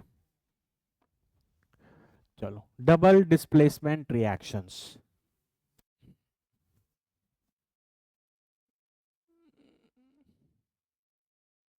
डबल डिस्प्लेसमेंट रिएक्शन, ये बहुत सिंपल है, बस इसमें एक चीज हम तुमको सिखाएंगे और तुम्हारा reaction complete. Double displacement reaction में बाबू यहां एक्सचेंज ऑफ आयंस होगा। क्या याद रखना है बोलो? Exchange of ions.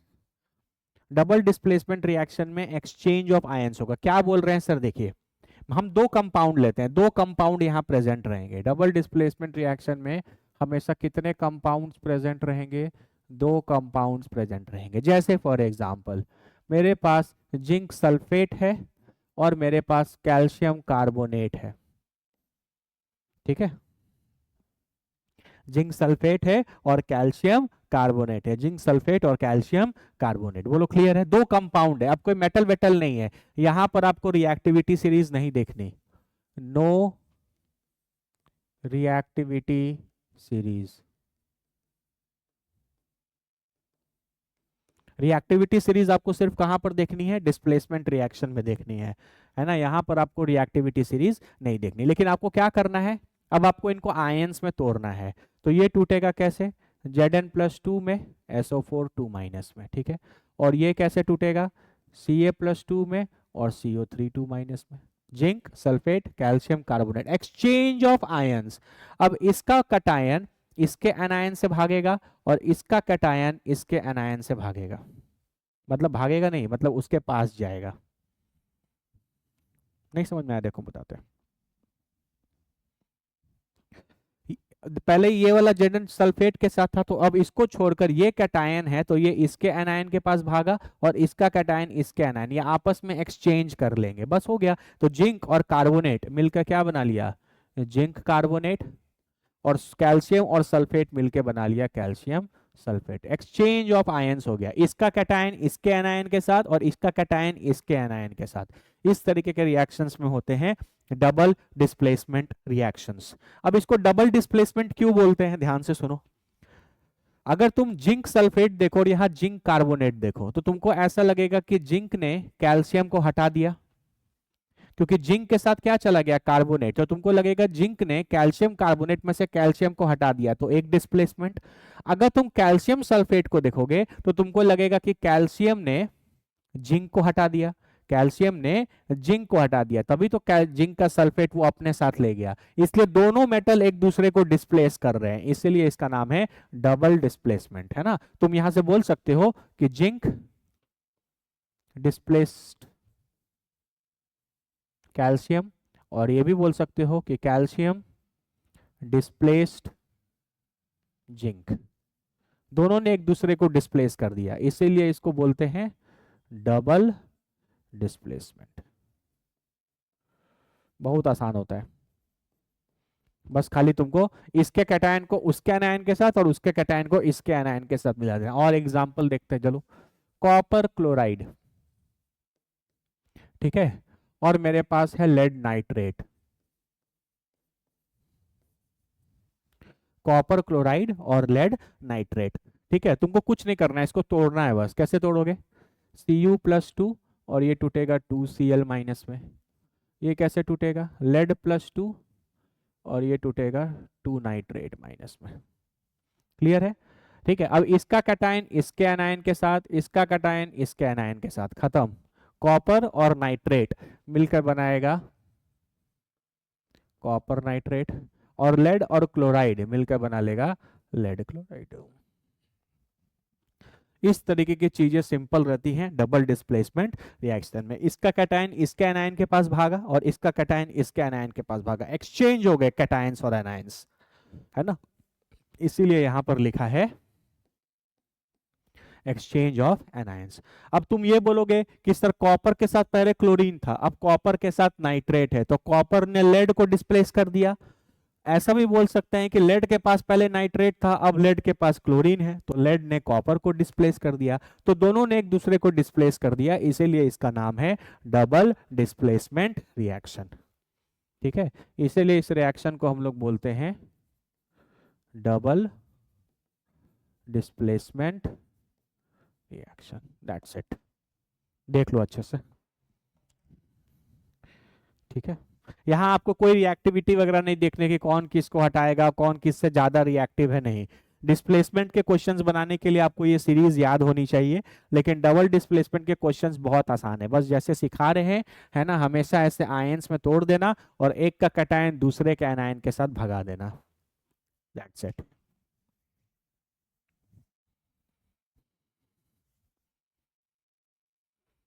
ठीक है, देख लो अच्छे से।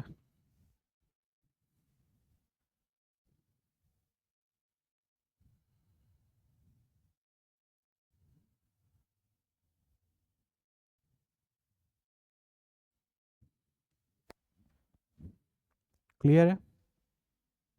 चलो, अगला जो रिएक्शन है वो है आपका oxidation and reduction reaction, last reaction. इसके बाद हम लोग PYQs करेंगे, ठीक है। ऑक्सीडेशन और रिडक्शन रिएक्शन आपके बेसिस पर बस थोड़ा बहुत आप जान लीजिए कि ऑक्सीडेशन का मतलब होता है गेन ऑफ ऑक्सीजन। अगर कोई चीज ऑक्सीजन गेन कर ले तो हम उसको बोलते हैं ऑक्सीडेशन हो गया उसका।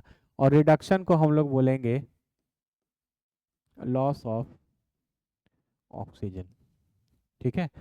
गेन ऑफ ऑक्सीजन तो ऑक्सीडेशन और लॉस ऑफ ऑक्सीजन तो रिडक्शन, ठीक है।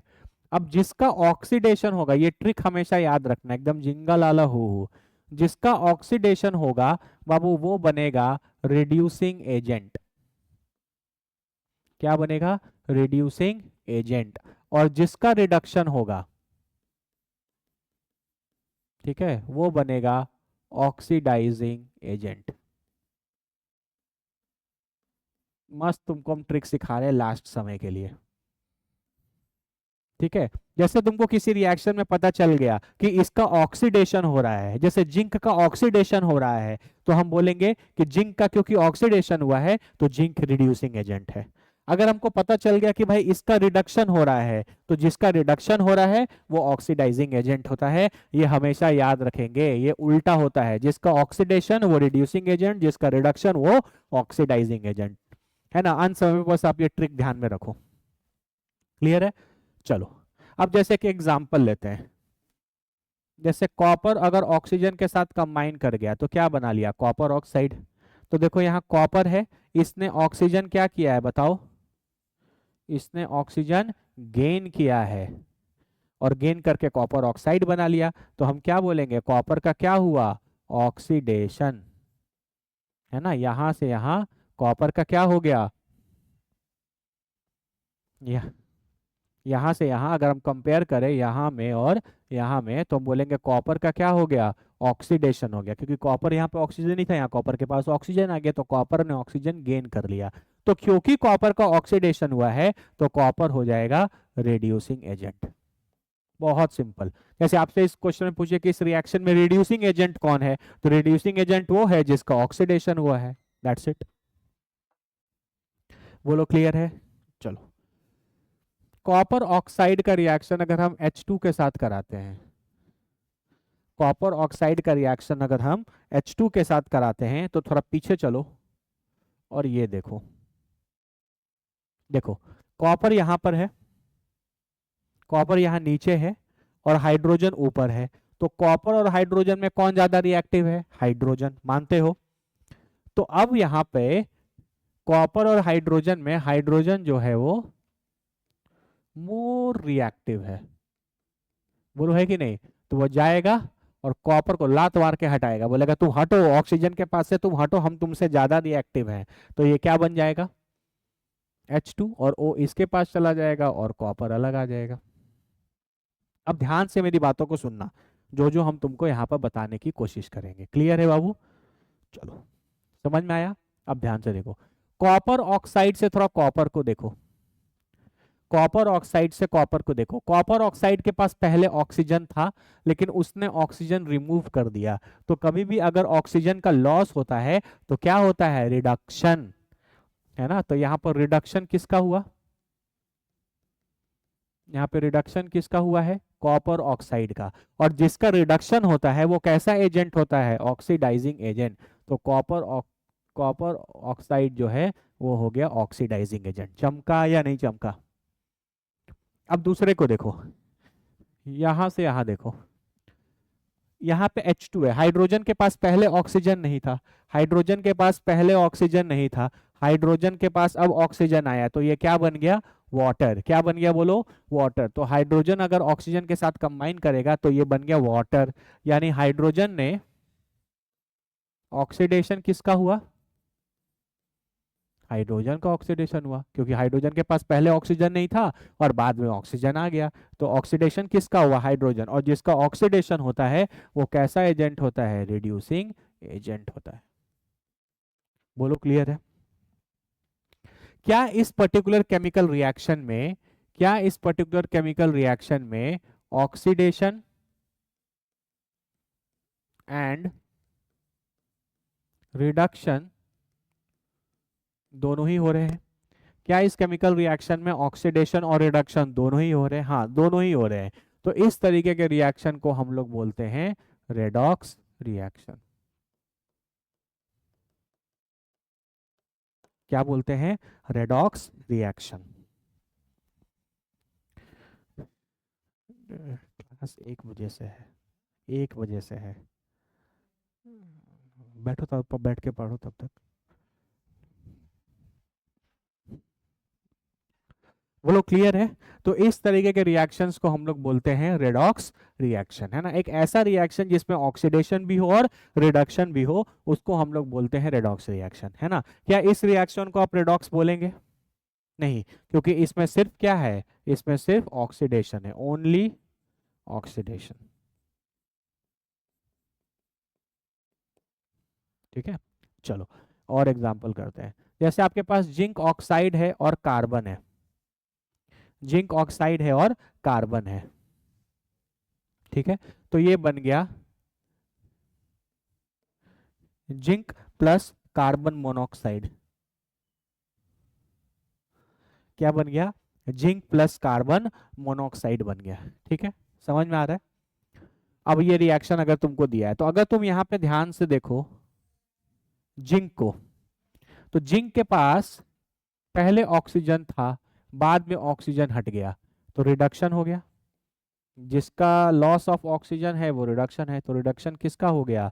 जिंक ऑक्साइड का। और जिसका रिडक्शन होता है वो कैसा एजेंट होता है? Oxidising agent. थोड़ा कार्बन को देखो, कार्बन के पास पहले ऑक्सीजन नहीं था, बाद में ऑक्सीजन आ गया, तो ये ऑक्सीजन गेन कर रहा है, तो ऑक्सीडेशन किसका हुआ? ऑक्सीडेशन किसका हो गया? कार्बन का हो गया। तो जिसका ऑक्सीडेशन है वो रिड्यूसिंग एजेंट हो गया। अब फिर एक ही रिएक्शन में, इस एक ही रिएक्शन में ऑक्सीडेशन भी हो रहा है और जिंक ऑक्साइड का रिडक्शन हो गया और कार्बन का ऑक्सीडेशन हो गया, तो दोनों का ऑक्सीडेशन रिडक्शन एक ही रिएक्शन में हो रहा है। तो इस तरीके के रिएक्शंस को भी हम क्या बोलते हैं? Redox reaction.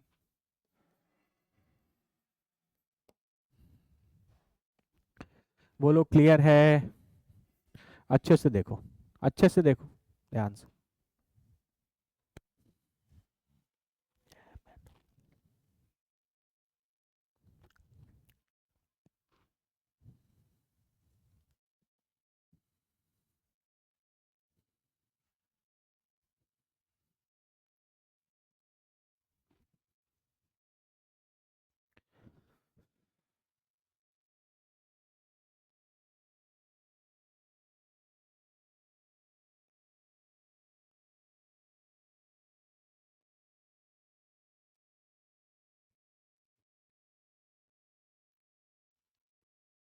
ये रिएक्शन है एक MnO2 HCl MnCl2 H2O Cl2, है ना। ये रिएक्शन इंपॉर्टेंट है, थोड़ा ध्यान रखना। ये भी एग्जांपल है रेडॉक्स का।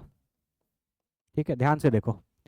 मैंगनीज ऑक्साइड से मैंगनीज क्लोराइड देखो, यहाँ मैंगनीज के पास ऑक्सीजन है और यहाँ मैंगनीज के पास ऑक्सीजन नहीं है ना। इसका मतलब इसका क्या हो गया? रिडक्शन हो गया।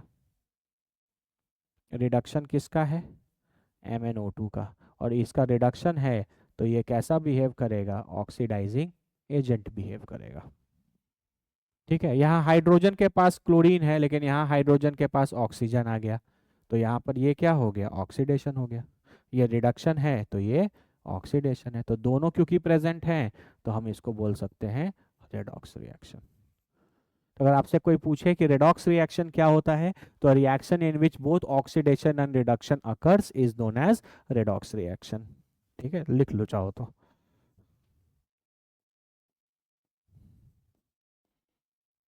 A reaction in which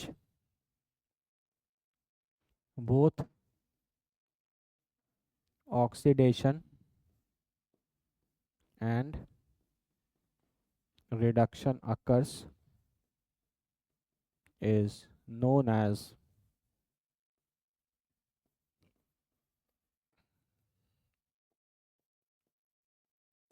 redox reaction। एक ऐसा रिएक्शन जिसमें ऑक्सीडेशन और रिडक्शन दोनों होता है उसको रेडॉक्स रिएक्शन बोलते हैं। ठीक है, तो दिस कंप्लीट्स योर चैप्टर। पूरा चैप्टर हमने अच्छे से कंप्लीट कर लिया। बहुत छोटा सा चैप्टर है, बेसिक फंडामेंटल्स का चैप्टर है, इसको अच्छे से देख लो, फिर पीवाईक्यूज करते हैं। देख लो इसको।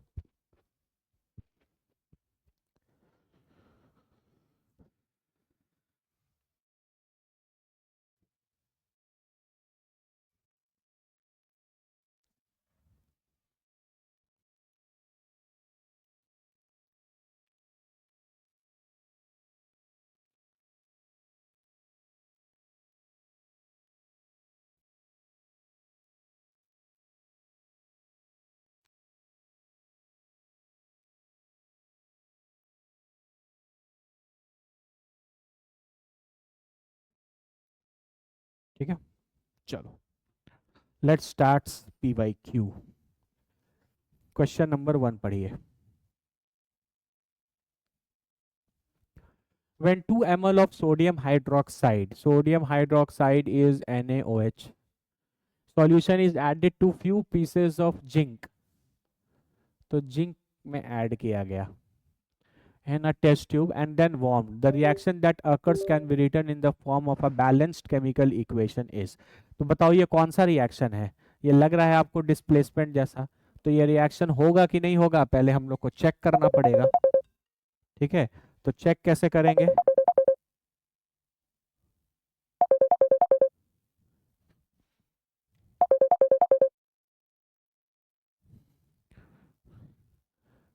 कहाँ गया? ठीक है, तो आपके पास सोडियम है और जिंक है।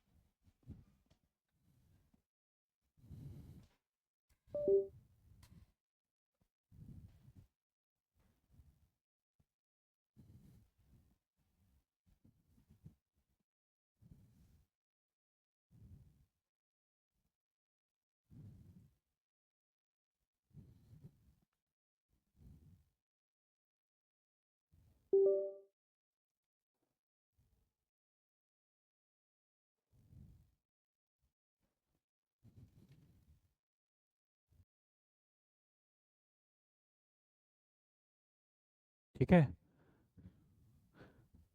तो हमारे पास क्वेश्चन है, तो हमारे पास क्वेश्चन है कि सोडियम हाइड्रोक्साइड आपके पास NaOH है और इसमें आपने जिंक डाला है। ठीक है, तो ये डिस्प्लेसमेंट रिएक्शन जैसा है, तो हमको चेक करना पड़ेगा कि जिंक सोडियम से ज़्यादा रिएक्टिव है कि नहीं। तो हम लोग इसके लिए रिएक्टिविटी सीरीज को यूज़ करेंगे। तो जिंक यहाँ पर है और सोडियम यहाँ पर है, तो जाहिर सा बात है कि सोडियम ऊपर है तो सोडियम ज़्यादा रिएक्टिव है।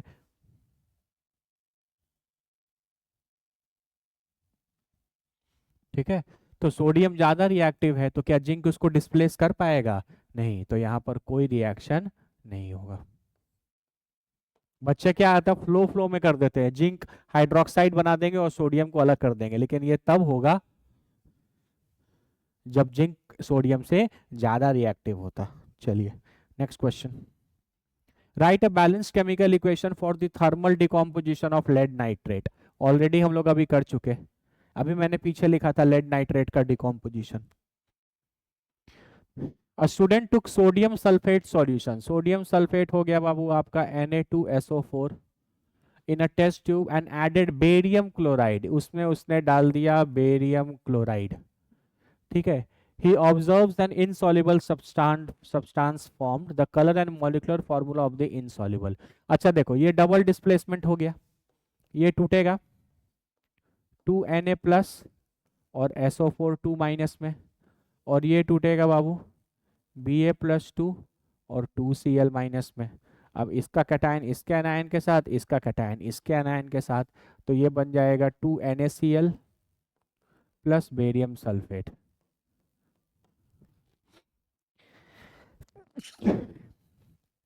ठीक है, बोलो क्लियर है। It is an example of कौन सा, आपका डबल डिकम्पोजिशन। चलो बताओ इसमें इनसॉल्युबल सब्सटेंस कौन सा है, थोड़ा चेक करो। इनसॉल्युबल सब्सटेंस कौन सा है?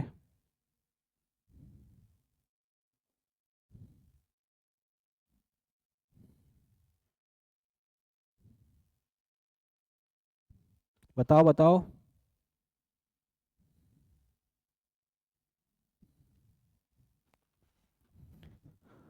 बताओ, ये है बाबू ये, it is your insoluble substance barium sulphate, और इसका कलर होता है वाइट।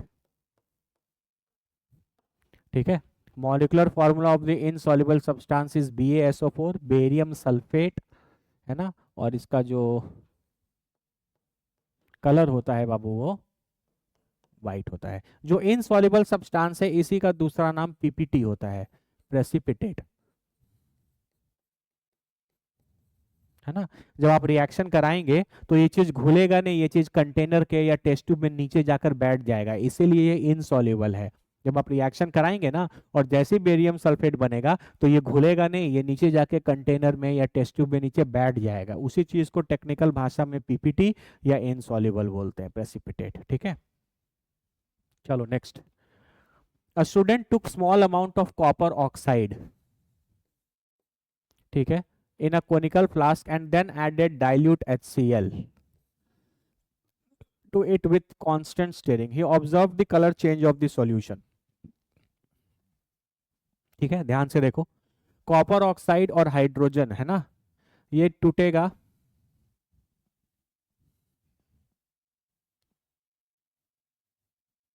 ये टूट जाएगा बाबू Cu+2 में और O2 माइनस में, और ये टूट जाएगा H प्लस में और Cl माइनस में, ये इसके साथ ये इसके साथ,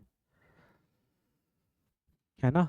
तो ये बन जाएगा कॉपर क्लोराइड, और ये H और H2 और ये बन जाएगा वाटर। बाकी बैलेंस करने के लिए तो यहाँ 2 लगा लेना।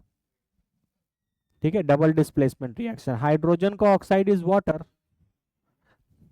ठीक है, कॉपर ऑक्साइड का जो कलर होता है बाबू वो होता है ब्लैक, और ब्लैक कॉपर ऑक्साइड तो बचा नहीं, वो चेंज हो गया CuCl2 में, तो इसीलिए आपका जो कलर है वो चेंज कर जा रहा है ना। देखो, write the name of the compound formed and its color, write a balanced chemical equation for the reaction।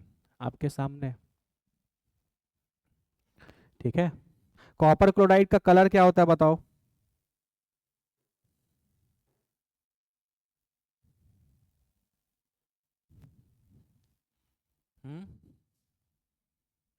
Board में आया हुआ है, कॉपर ऑक्साइड ब्लैक कलर का है, ठीक है। HCl तो लिक्विड, HCl तो आप देखे होंगे लैब वगैरह में, कलरलेस लिक्विड होता है, पानी की तरह दिखता है, पानी की तरह ही दिख रहा है, तो यही दूसरा कलरफुल है। बताओ इसका कलर क्या होता है?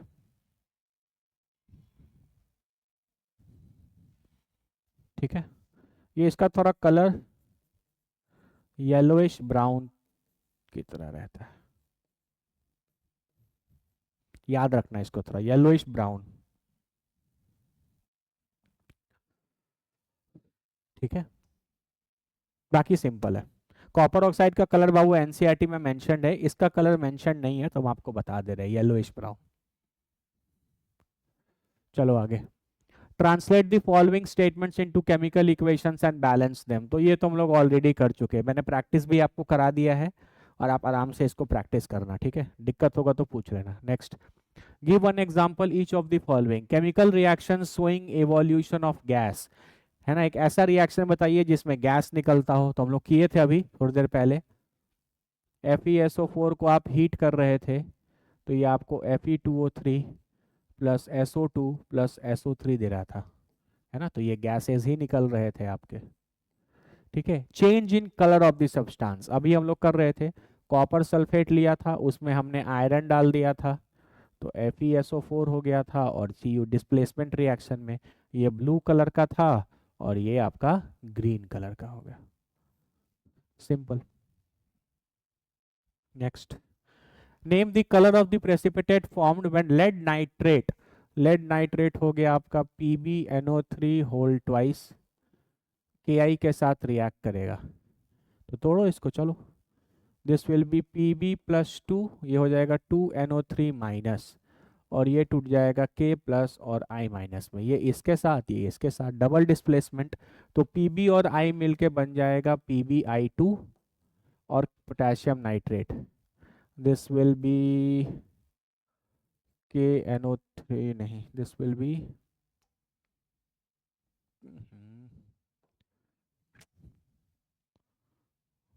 Potassium nitrate, this will be KNO3, ठीक है।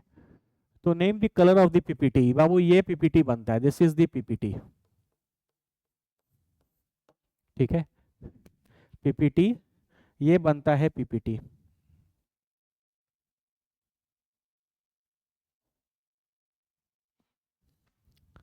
ठीक है, और इस PPT का कलर होता है ब्राइट येलो। कलर वगैरह बाबू थोड़ा याद तो रखने पड़ते हैं ना, आप केमिस्ट्री में थोड़ा बहुत कलर वगैरह कुछ कंपाउंड्स के स्पेशली जो क्वेश्चंस आए हुए हैं उनके थोड़ा याद रखो, ठीक है। ये PbI2 यही आपका पिपिटेट है, सॉरी प्रेसिपिटेट है या इनसॉल्युबल चीजें हैं, और इसकी कलर होती है ब्राइट येलो। चलो आगे, state whether the reaction of manganese dioxide with hydrochloric acid is a reaction और नॉट।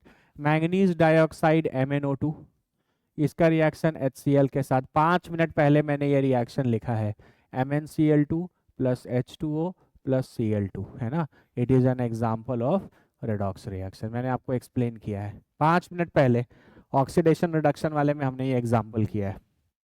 चलिए आगे, define decomposition reaction, right an equation two show thermal decomposition of ferrous sulphate crystals, done, already done. What would you observe on adding zinc granules to freshly prepared iron sulfate solutions? तो iron sulphate आपका FeSO4 है और इसमें आप zinc डालोगे, है ना, देखो ये मेटल अकेला आया है तो डिस्प्लेसमेंट जैसा सोचेंगे, तो डिस्प्लेसमेंट जैसा सोचेंगे तो पहले हमको सोचना पड़ेगा कि भाई देखा जाए कहाँ है आयरन और जिंक। जिंक बाबू यहाँ है देखो, और आयरन है इसके नीचे, बिल्कुल, तो जिंक जो है वो आयरन से ज्यादा रिएक्टिव है, तो क्योंकि जिंक आयरन से ज्यादा रिएक्टिव है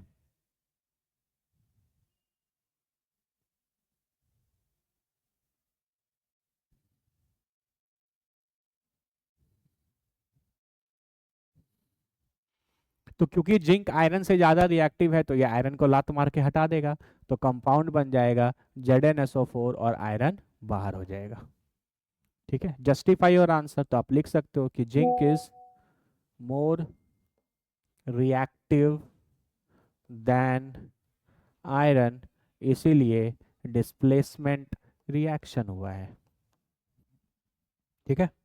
चलिए next, no precipitation reaction can occur without exchange of ions between the two reactant, justify the statement by giving a balance। देखो exchange of ions दिख रहा है, इसका मतलब ये डिस्प्लेसमेंट रिएक्शन है,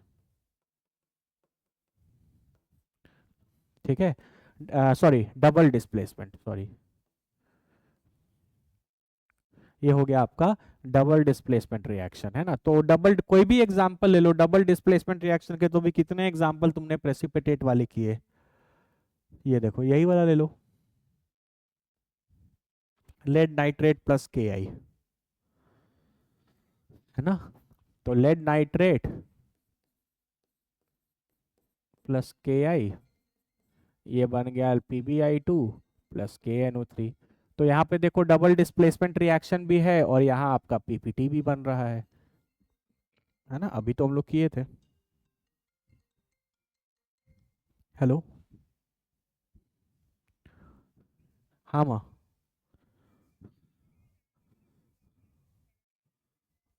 अच्छा ठीक, ठीक। नेक्स्ट देखिए, you might have noted that when copper powder is heated in a china dish, the reddish brown surface of the copper powder gets coated with black substance, है ना। तो जैसे मान लो कि यहाँ पर आपके पास ये चाइना डिश है और आप इसको नीचे से ऐसे हीट कर रहे हो, तो यहाँ पर कॉपर है, तो कॉपर का जो ओरिजिनल कलर होता है बाबू वो ब्राउन होता है। लेकिन जैसे ही आप इसको हीट करोगे तो इसका रिएक्शन आप ऑक्सीजन के साथ कराओगे तो वो कॉपर ऑक्साइड हो जाएगा, तो ये बाबू ब्राउन कलर का हो जाएगा और हीट होते ही ये कन्वर्ट हो जाएगा ब्लैक कलर का, है ना। कॉपर कब कभी देखो, कॉपर का घर में तार वार रहता है, थोड़ा brownish colour, reddish brown, red red brownish colour का कलर रहता है। लेकिन जैसे ही उसको हीट करोगे तो कॉपर ऑक्सीजन के साथ रिएक्ट करके कॉपर ऑक्साइड बनाएगा और इसका कलर क्या हो जाएगा, ब्लैक। ठीक है, why is this black substance formed, क्योंकि यहाँ पर कॉपर ऑक्साइड बन रहा है। What is the black substance, copper oxide. ठीक है, राइट द केमिकल रिएक्शन, लिख ही दिया। How can the black coating on this surface be turn reddish brown. अब इसको वापस से कैसे कर सकते हो, देखो कॉपर ऑक्साइड से अगर तुमको वापस कॉपर मिल जाए, ठीक है, ये है आपका कॉपर ऑक्साइड, और इसका रिएक्शन अगर तुम H2 के साथ करा दोगे तो देखो रेडॉक्स रिएक्शन। और क्योंकि H2 ने देखो हाइड्रोजन जो है वो कॉपर से ज्यादा रिएक्टिव है, तो हाइड्रोजन कॉपर से ज्यादा रिएक्टिव है तो इसने कॉपर को लात मार के हटा दिया और H2 और O मिलकर H2O बन गया। अब कॉपर ऑक्साइड के कारण कलर ब्लैक था, लेकिन H2 ने ऑक्सीजन खींच लिया तो इसको वापस कॉपर बना दिया, तो इसका कलर वापस से कैसा हो जाएगा, रेडिश ब्राउन हो जाएगा। तो आप ये रेडॉक्स रिएक्शन करा सकते हो और रेडॉक्स रिएक्शन कराकर आप अपना रेडिश ब्राउन कलर कॉपर का वापस से गेन कर सकते हो। This completes your chemical reactions and equations in one shot। ठीक है, पूरा का पूरा चैप्टर 1 शॉट में हम लोग का कंप्लीट हो गया। जो भी चीजें कराई हैं वो सब आपको अभी यही रेडॉक्स रिएक्शन मैंने आपको 5 मिनट पहले पीछे एक्सप्लेन किया है। ठीक है, तो आप अच्छे से देख लो, प्रॉपर बाबू अच्छे से लेक्चर देखो, प्रॉपर नोट्स वगैरह अच्छे से देखो, जितने क्वेश्चंस मैंने बनाए हैं करो, और अब तुम जहां से क्वेश्चंस बनाने हैं बनाओ, लेकिन इनको बार बार रिवाइज करते रहो। क्लियर है, ठीक है।